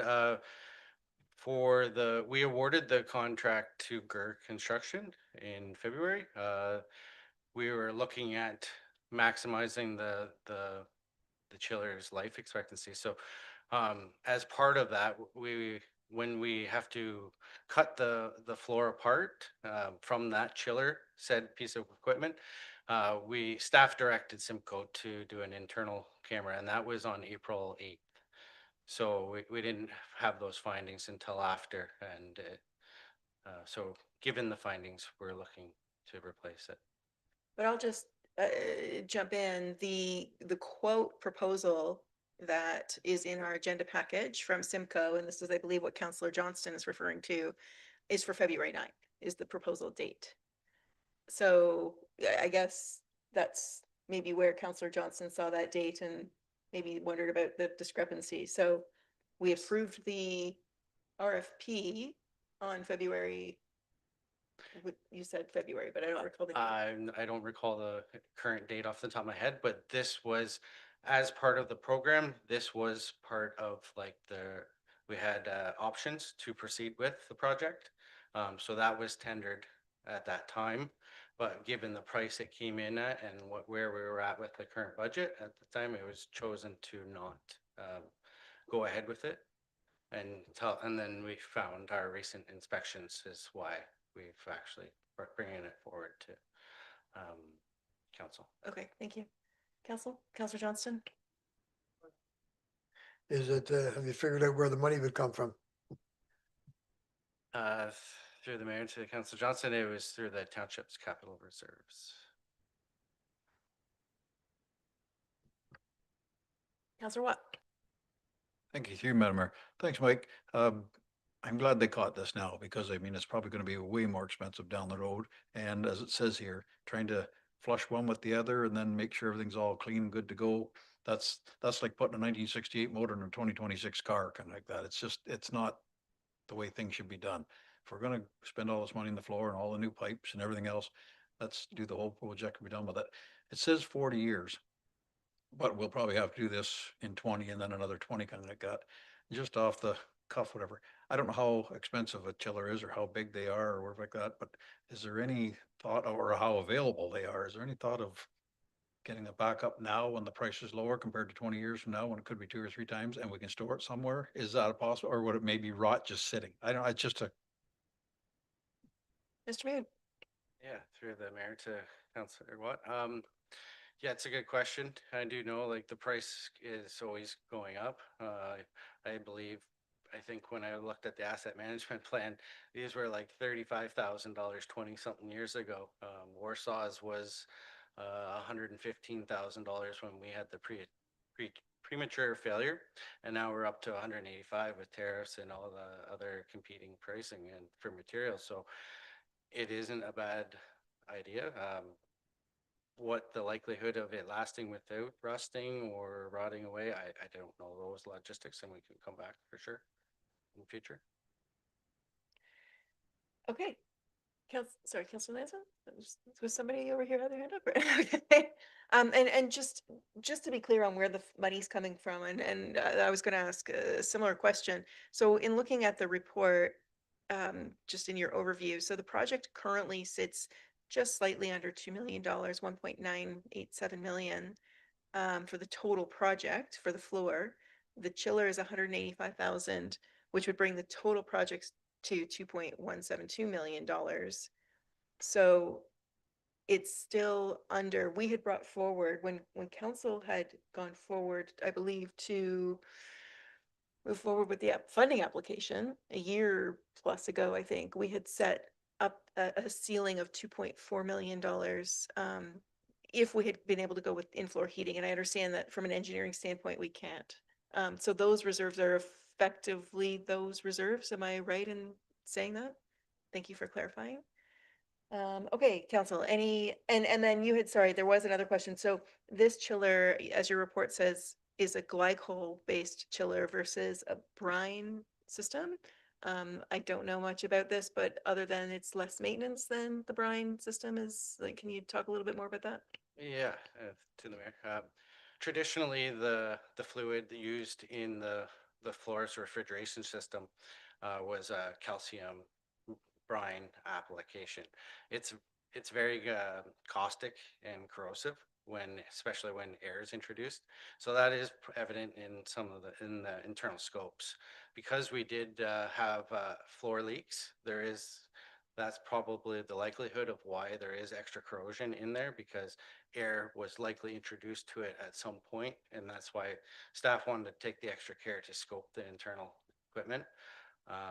So glycol is just, it doesn't need the brine adjustments. So continually every year we have to test the brine solution and make sure there's proper sodium hydroxides, rust inhibitors, and that comes at a cost, testing it every year. So with the glycol, it does require some adjustments, but very minor compared to once you have it set, once it's been in the floor. Traditionally, it is good the next year. We still do the testing to do our due diligence on the floor, and our equipment. So, but it's the adjustments yearly that will be reduced. I believe this year's adjustments for Warsaw was $1,800 to adjust our brine solution this year. So, and that's almost a yearly ongoing thing. So this could potentially, by switching now, save us anywhere between $40,000 to $80,000 for the life of the floor. Okay, thank you. Councilor Watt. One last, if I may, please. Thanks, Mike. Yeah, the glycol, way superior to using the old brine. I mean, it did its job in the day, but I remember in my days of working out at the Warsaw Arena, like some of the header pipes, if there was just a small little work in the clamp, where it clamped onto the header, and that little wee bit leaked out, next thing you know, the clamp was all rotted away and the header tube started to rot away. And then you had to clamp those ones off. You didn't have that whole pipe going the whole length. This is going to be way superior, and I doubt very much in the next 40 years of this floor we're going to have any plugs, unless something really out of the ordinary happens. I think it's a way better system to go with from what I've read. Yeah, absolutely. It's definitely, we had to change number of clamps over the years, and approximately about 1,500 clamps each time we have to do that. Okay, so Councilor Watt, are you going to make a motion? I will, thank you. I'll make a motion to follow the recommendation with thanks, Mike. And does anyone want to second that motion? Councilor Landsman, any discussion on the motion? All in favor? And that carries. On to item 10.4, amendment to the procurement policy by Ontario.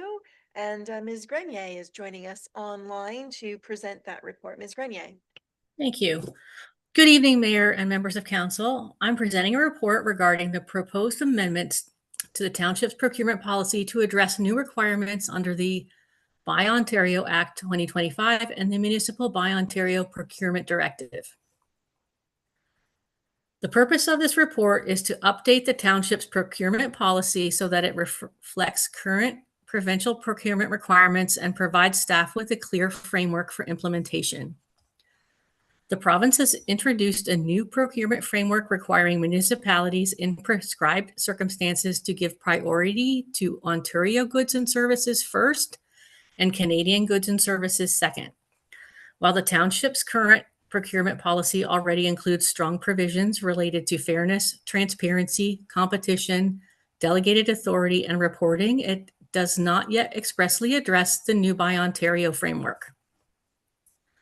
The proposed amendments would add the definitions, rules, documentation requirements, supplier declaration provisions, exemptions, and reporting expectations needed to support compliance. They would also address the specific requirements for fleet vehicle procurement and capital infrastructure procurement. These changes are important because they will help ensure procurement practices are applied consistently across departments, support audit readiness, and reduce the risk of non-compliance with provincial requirements. If approved, staff will move forward with the implementation by updating templates and forms, providing internal direction, introducing supplier declaration requirements, and reviewing upcoming procurements for Buy Ontario applicability. There is no direct budget request associated with this policy amendment. However, the new requirements may affect procurement planning, timelines, bid evaluation, and potentially pricing in some categories, which will need to be considered on a case-by-case basis. In closing, these amendments will ensure the township's procurement policy reflects current provincial direction and provides authority and guidance needed for consistent and compliant implementation. For those reasons, council approval of this proposed amendment is recommended. Thank you. Does anyone have any questions? Thank you, Ms. Grenier. You took the words right out of my mouth. Does anybody on the council have any questions of our treasurer on the report that's before you? Seeing nothing, just looking for a motion then, council. What do you want to do with this? Councillor Watt, Make a motion to follow the recommendation. anyone want to second that? Councillor Landsman? I'll second that. I think it's very encouraging. Encouraging indeed, and also legislated, it sounds like, so. That's right. Any discussion on the motion? All in favor? And that motion carries. Okay, on to item. I keep flipping the page too soon. Item 10.5, the discontinuation of detailed accounts payable listings in council agendas. And Ms. Grenier, this one's yours as well. Thank you. I'm here today to present a report recommending that accounts payable listings be removed from the council agenda. This recommendation is about good governance, appropriate financial oversight, and risk management. It is not about reducing accountability or transparency.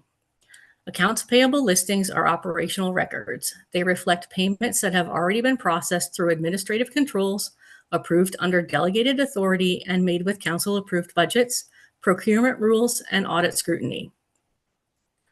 For that reason, they are not an effective tool for council oversight. Instead, they can blur the line between council's governance role and staff's administrative role by suggesting that council should review detailed payment records after the fact. The key message is simple. Meaningful financial accountability is achieved through budgets, procurement rules, delegated authority, internal controls, regular financial reporting, and external audit, not through transaction by transaction review at the council table. Council's role is to set direction, approve budgets and policies, allocate resources, and monitor the township's overall financial position. It is not to review routine invoices or payment processing. Accounts payable listings are transactional and retrospective. On their own, they do not explain whether a payment was budgeted, contract-based, grant-funded, seasonal, or part of a routine annual commitment. Without that context, the information can be incomplete and misleading. There is also a risk management concern. Detailed public payment listings can reveal sensitive transactional information, including vendor names, payment timing, and spending patterns. In a small municipal environment, that can increase exposure to phishing, fraud, impersonation, and misuse of municipal purchasing information. If council's goal is meaningful financial oversight, there are better tools available, including quarterly financial statements, budget to actual reports, department progress summaries, capital project updates, procurement reporting, and audited financial statements. The recommendation does not reduce accountability, weaken controls, remove audit oversight, or limit transparency. It shifts reporting away from raw transaction lists and towards more useful, strategic, and governance-appropriate financial reporting. There is no direct financial impact associated with this recommendation, although it will reduce administrative effort and allow staff to focus on more robust and proactive financial analysis. Overall, accounts payable listings do not improve accountability at the council level. They can create confusion, lack context, and expose the township to unnecessary risk. Strong accountability is already provided through townships' established financial controls and reporting processes. For those reasons, the recommended approach is to discontinue the inclusion of the accounts payable reports on the council agenda, amend the procedural bylaw accordingly, and provide council with quarterly summary level financial reporting that is more relevant to its role. Thank you. And if you have any questions, I'd be happy to answer. Thank you, Ms. Grenier. Council, over to you. Councillor Johnston. Yeah, thanks for the report through the chair. I do think definitely we would need to see the quarterly report. I mean, you need a quarterly financial report. You know, we gotta see how we're making out, Yeah. and we can't lapse too long. So I mean, to see it on every council agenda, no, I'm not the necessary there. But I do think we need to see the quarter finance report. Before I hand it over to Councillor Watt to ask his question, Ms. Grenier, is quarterly reporting something that's on your work plan for this year? Through the mayor, we are currently in the process of developing our first quarterly report to come to council in May. That's our target. So we're hoping to have a Q1 2026 report presented to you probably at the second meeting in May. Okay, thank you. Councillor Watt. Thank you, through you, Madam Mayor. Thanks, Stacy. When this came up, when we did take it off the agenda, I recollect quite a discussion on it at that particular time. And I wasn't so sure at that time until I heard all the reasoning at that time of why it was not really that beneficial to council. Because if there was 100 items on it, 60 of them were already paid. Another 20 of them were partials, you know, because invoices come in different increments for a job. So under that line item, it may say there was like $40,000 paid out, but there was still another 40 to go by the time the job was done. So we didn't know that information because we don't have that invoice in yet. So there was really only about 20 of them on there that really were up to date and were any use to us at all. So a quarterly report would be fantastic for me. It still keeps us in the loop. And if there's any flyers or like that, you're going to come to the council anyway and give us an update, you know, specifically on a specific item. So I have no problem with that at all. Thank you. Thank you, Councillor Watt. Any other questions or comments, Councillor Landsman?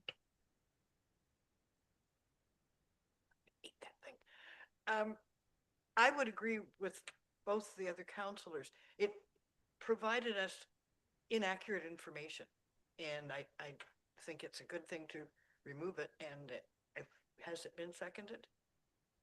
I hasn't even been moved yet. Oh, I thought Ray moved it. Nope, just spoke in favor of it. Would you like to make that motion, Sure, Councillor? I'll make the motion that we follow Ms. Grenier's recommendation. Okay, so that has been moved. Does anyone want to second that? Councillor Johnston?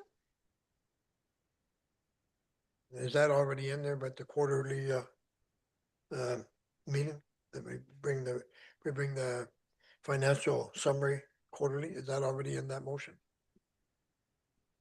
The language, the last paragraph of the motion says that staff continue to provide financial oversight information through summary financial reporting, budget reporting, procurement compliance reporting, and the audited financial statements. So it doesn't specify quarterly reporting, but it lists a number of other financial instruments that we haven't discussed also. So if you, I'll second it, but with that added to with the it. quarterly? Yeah. Okay, so the mover, you're okay with that Yes, I'm friendly okay amendment? with that, Okay, thank so add quarterly reporting in there, seconded by Counselor Johnston. Any discussion on the motion? All in favor? And that carries. On to item 10.6, the service delivery review for development services, and our CAO Todd Davis to speak on that. Mr. Davis. Through the mayor to members of council, this is actually a report that we received through the consultant that goes under my name. So I just want to be clear that I didn't author this report. I didn't author this report this time. Like the first report that I brought forward about a month ago, this is just a monthly update as to where we're at in the process, and a bit of an overview. I think it's relatively straightforward. I spoke to service delivery review, if you'll recall, at the committee of the whole last week. So there's not a lot of new information in this report. What you, as members of council, you may recognize that you've all been booked, I believe, now for individual interviews. I know there are other members of the community that have identified themselves interested in being interviewed. If I can, I think use my time tonight, I would say a couple of things. First of all, this public survey is still available on our website. We encourage all members of the public to participate in that program.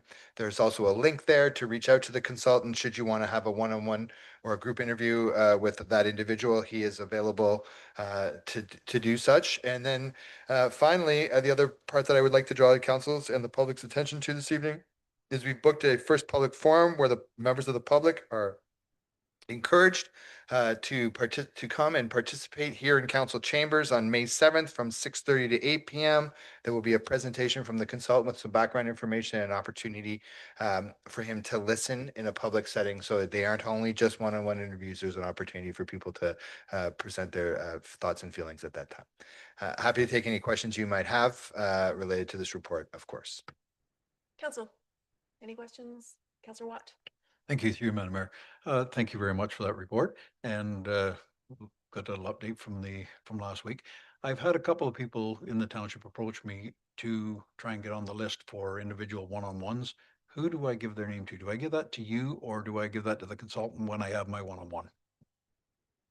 Through the mayor to Councillor Watt, I mean, you can do what either way. There's there's a link for direct email to the consultant that it goes around township staff. Not that we want to be difficult in this process, but certainly they're encouraged or entitled to reach out independently to the consultant that way. You can also send a list to myself and or the deputy CAO clerk Martina. We would be happy to provide that information to the consultant. You can also bring it up with the consultant when you meet with them one-on-one. Any of those three options are available to you at whatever time. Any other questions of CAO Davis? Then just looking for a motion to receive the report for information. Councillor Johnston, seconded by Councillor Watt. Any discussion? All in favor? And that motion carries. Okay, on to item 11 or section 11 of the agenda, committee minutes and other reports. So we have the Ad hoc Recreation Facilities Committee minutes from October 28th. Just looking for a resolution to receive and approve those minutes. Councillor Landsman? Yes, would you accept a motion to receive them both? We certainly could, also on the committee of the whole minutes for April Item 15th. 11.1 and 11.2. Sure. Motion to receive them. I will accept that. Does anyone want to second that motion? Councillor Watt, any discussion? All in favor? And that carries. Number of items under correspondence, action items, 12.1, the Municipal Engineers Association, comments, concerns regarding the province's plan to harmonize Ontario provincial standards, and these are road standards specifically. Council, what would you like to do with this? Councillor Watt? I'm going to make a motion just to receive because, and my reason why I'm just going to receive it is, like, all roads aren't the same. Like, you get into the city of Toronto compared to what we have in Douro-Dummer, it's like apples and oranges. So I'm not sure that I would like to harmonize everything together and throw us into a basket with them. I think, if I can add, so the province is proposing that they harmonize the roads. The Engineers Association has concerns about that very matter.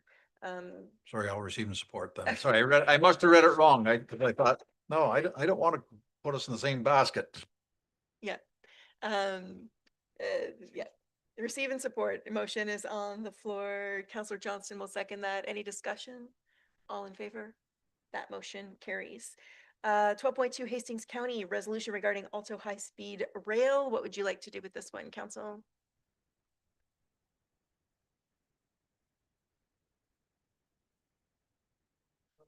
Go ahead, Rick. Receive and support. And Counselor, it's going to, as of the states, they're sending it to all the different ministries and throughout. okay. I'm just rereading the motion itself. So receive and support from Counselor Johnston. Does anyone want to second that? Counselor Landsman will second that. Any discussion? Just adding to the fact that, of course, our council has approved a motion that's very similar in wording, effectively that opposing the project in its current form. Yeah, just wanting to speak to that. So all in favor on to receive and support, and that motion carries. On to 12.3 County of Peterborough resolution regarding Alto high-speed train county engagement principles. Councillor Watt. Receive and support, please. Motion to receive and support.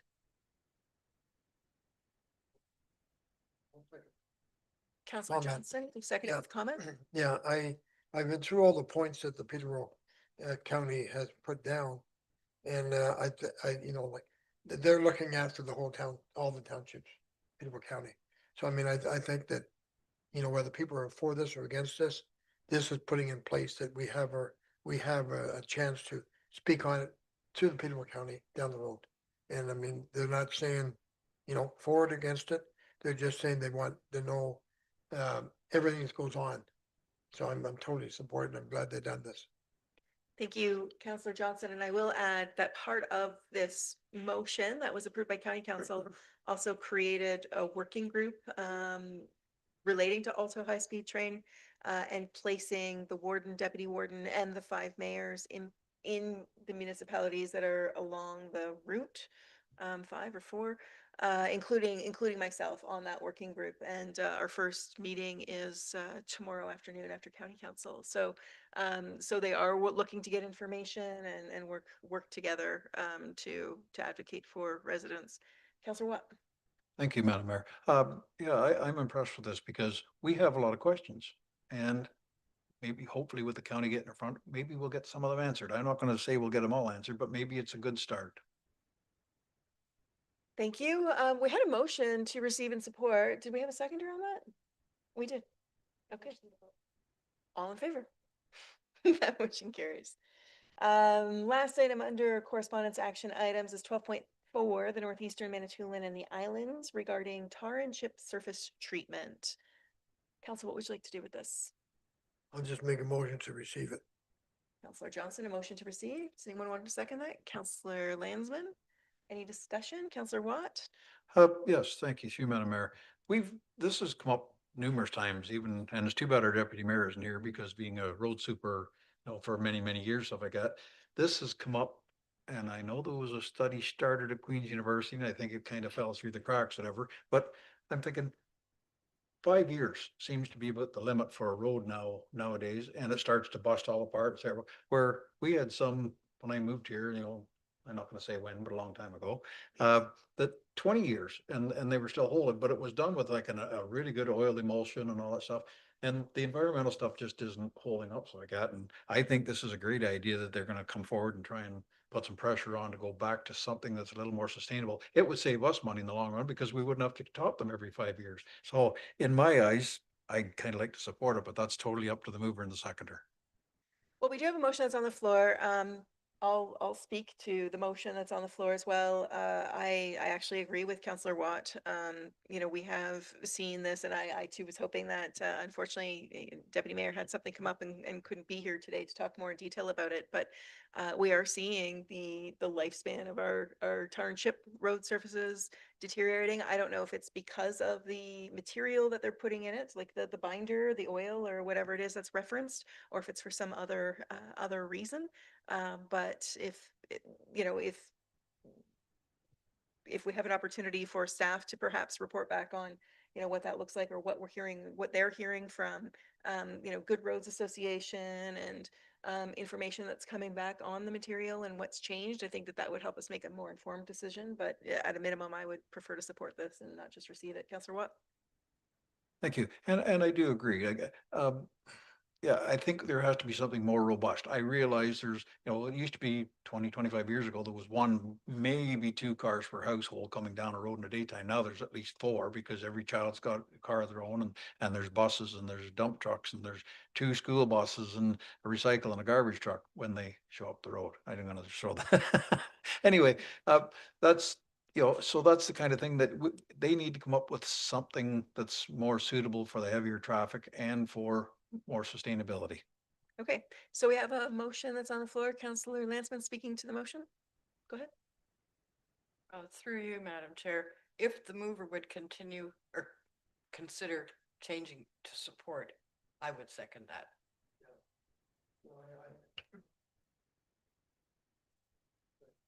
Thank you. Besides receiving it, then would support changing the motion to receive and support.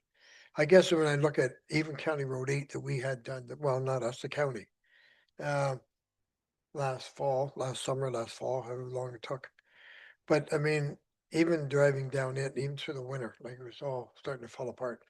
And I guess maybe it is the oils. I'm not sure what it is, but I do think that they got a good comment that they're not lasting. So whatever they're changing, they're not lasting. So I guess by all means, I would want to support that too. Okay, so we have a motion to receive and support from Councillor Johnston, seconded by Councillor Landsman. Any more discussion on the new motion? All in favor? That motion carries.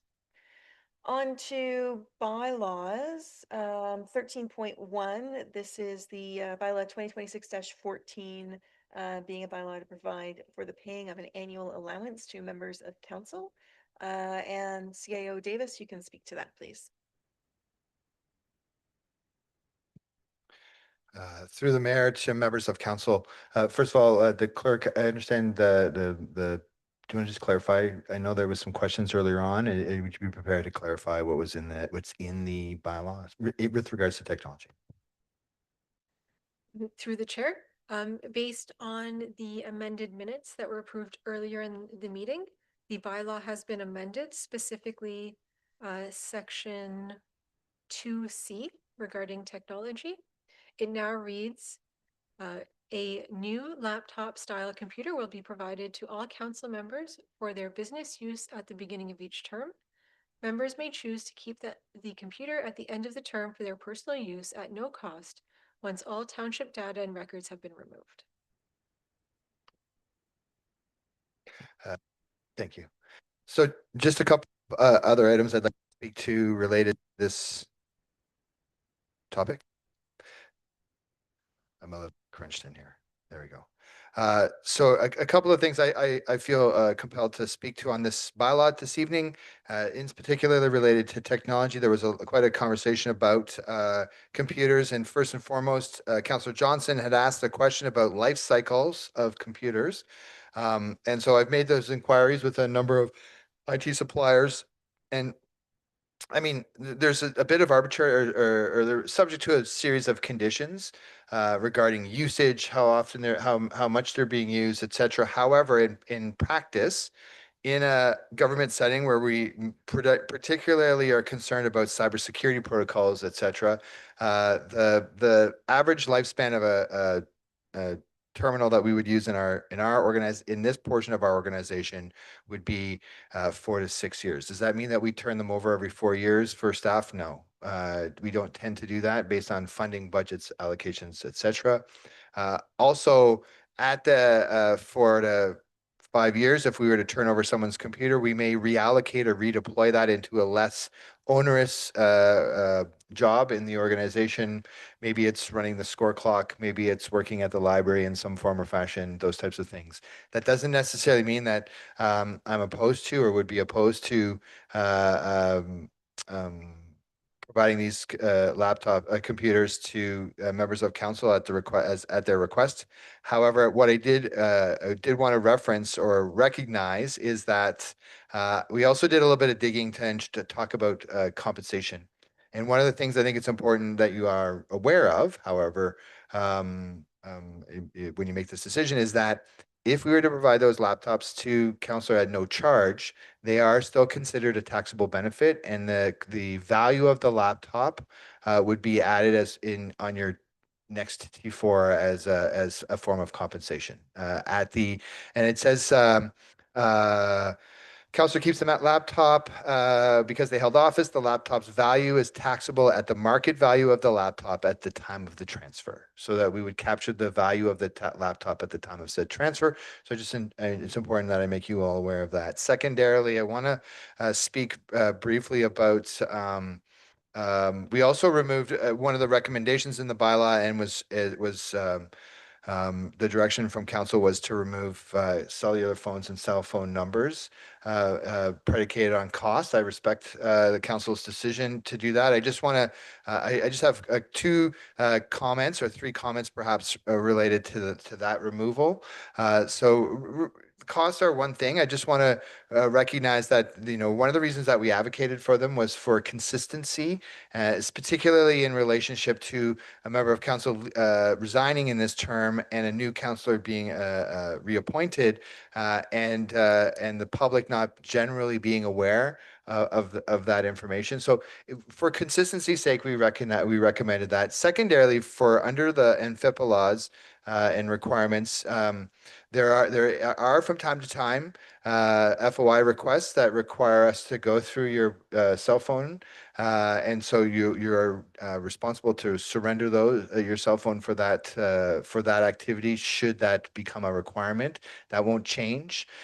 Finally, I know that as was communicated at this table, that personal cell phones are being used only for telephone purposes. And so, that it won't change today, but we will amend the code of conduct, council code of conduct, to ensure that that is in there, so that a new councillor recognizes that that's what the cell phone is, that if they're using their personal cell phone, that's what it should be used for. That would come at a future meeting. Those are my comments simply on why related to the cell phone. I just wanted you all to be aware that there would be some other changes that wouldn't be impacted tonight. And then also a follow-up on the computer. Happy to take any questions you may have related to this bylaw. I know we're talking about one small section now of the entirety of the bylaw. Happy to, if there are other questions related to more parts of the bylaw, we could be happy to answer those. I have a question from Councillor Watt and then Councillor Lansman. Thank you, Madam Mayor. Thanks, Todd. Good update, stuff like that. And I did the same after Councillor Johnson's question at the end of last meeting, but I only looked at the Microsoft Surface, which we have. I didn't go overall with computers, whatever like that. And it was in Microsoft's own thing. Normal use on one of these 3 to 5 years. Heavy use, 2 years. If it got a little bit of use, you might get 7 years out of it. So that was the three things right from Microsoft on this. So, I mean, you're right in the ballpark on what they are. As far as the taxable benefit, absolutely. It's no different than, which I'm guessing, from one of my previous jobs, so I got, if a supervisor took a truck home and, they got the truck, they got the gas, they got the whole 9 yards, that's a taxable benefit, so that's a crap. It's a good savings for them, but it's also, they don't get it for free. It's part of it. So I totally agree with that. I have no problem. The cell phones, I'm still on the same thing. I still have a home phone. So I mean, my home phone is on the website. So anything that I get comes through my home phone. I've got an answering machine there. If I'm not home, they leave a message, whatever. I very, very rarely, unless I'm out somewhere and somebody says, hey, can you give somebody a call? It's a call on my cell phone. I don't have my township email on my cell phone. I wouldn't have my township email on my cell phone. And yeah, but I'm in agreement with everything you've got there, but I'm still not on board for a cell phone, but that's just me. Thank you. Thank you, Councillor Watt. Councillor Lansman. Through you, Madam Mayor, to see CEO Davis. Um, what did you mean when you say the phone is only to be used as a phone? Am I missing something there? Does that mean like no internet, which Councillor Watt brought up? Is that what you were referring to basically? Because that's all my phone does.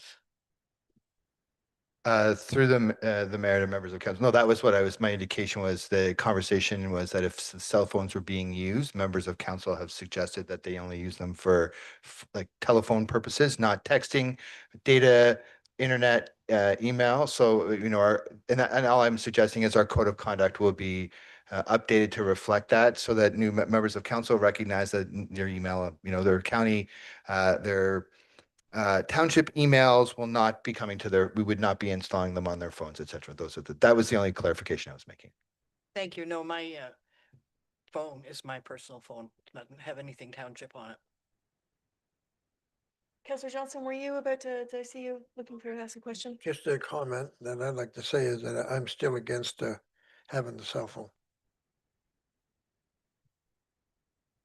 Which is consistent with the bylaw currently. There's no cell phone. That's what we're talking about, right? Yeah, okay. I do have a question on the taxable benefit portion as it relates to the computer device. Can a member of council choose to not keep it and not receive that benefit? Through the mayor, back to the mayor, absolutely. If you chose not to take your device after the end of the term of council, we wouldn't assess a taxable benefit to you because you didn't keep it. That's exactly. But if you are to take the piece of equipment and it can't be redeployed in the corporation, then we would then recognize that as a taxable benefit. Okay, I understand. Sorry, I probably didn't ask that well. Must they? But now that I read the bylaw, it says that they may choose to keep the computer at the end of the term, so that's fine. Okay, Councillor Watt for the last time, and then we'll. Oh, I was just gonna make a motion to receive with thanks. Even better, receive and approve the bylaw. Sorry, receive and approve the amended bylaw from earlier with thanks. Okay, Councillor Johnson, your hands up to second that. Any discussion on the motion? All in favor? That motion carries. We are on to item number 16, I think. Nope, 14. We have no reports derived from notices of motion. I don't know where item 15 went, so we're on to announcements, which is oh, the notice of motion. That's where it went. Sorry. I probably already pulled it. So we're not going to do the notice of motion in Deputy Mayor Nelson's absence, since it was he who raised the motion the first time. But I will ask if there are any other notices of motion. Seeing nothing further, now we're on to item number 16 for announcements. Any announcements? I will just echo CAO Davis's note about the building delivery review public forum that's happening on May 7th at 6:30. Also on April 30th, it's coffee with council or coffee and conversation. May 7th is for the public meeting on the building development services delivery review. And then April 30th is. Sorry, I thought you said May 30th. Okay, I may have. April 30th is the coffee and conversations with council that's happening. And that's just the drop in to learn more about what's going on and ask your council or members of staff any questions. Any other announcements? Well, Councillor I'll Johnston. make one announcement is that on Saturday night in the hall here in Warsaw, we're having the Lions is having a beef supper and a live auction after. The tickets for the beef supper are pretty well sold. I don't think there's any left. Might be one or two, but it's right down there. If someone's interested, they call it to find out. But the other thing is, people they're welcome to come to the auction after the supper. The supper is from 6 to 7. So anybody wants to come and see what we have and maybe help to donate to the Lions, they're welcome to. That's Saturday night. Okay, thank you. Any other announcements? Seeing nothing further, it is time for us to go into closed session. So I'm going to be looking for a resolution from council to go into closed session for the following reasons under section 239, 2 and 3 of the Municipal Act. Item number C, which is a proposed or pending acquisition or disposition of land by the municipality or local board. And I, a trade secret or scientific, technical, commercial, financial, or labor relations information supplied in confidence to the municipality or local board, which, if disclosed, could reasonably be expected to prejudice significantly the competitive position or interfere significant with the contractual or other negotiations of a person, group of persons, or organization. And this is third-party trade secrets and potential energy project. So looking for a motion, looking for somebody to make that motion, please, to go into closed. Councillor Landsman, seconded by Councillor Johnston. All in favor? And that motion carries, and it's 7:20 PM, and we will just ready the room before we begin the closed session portion.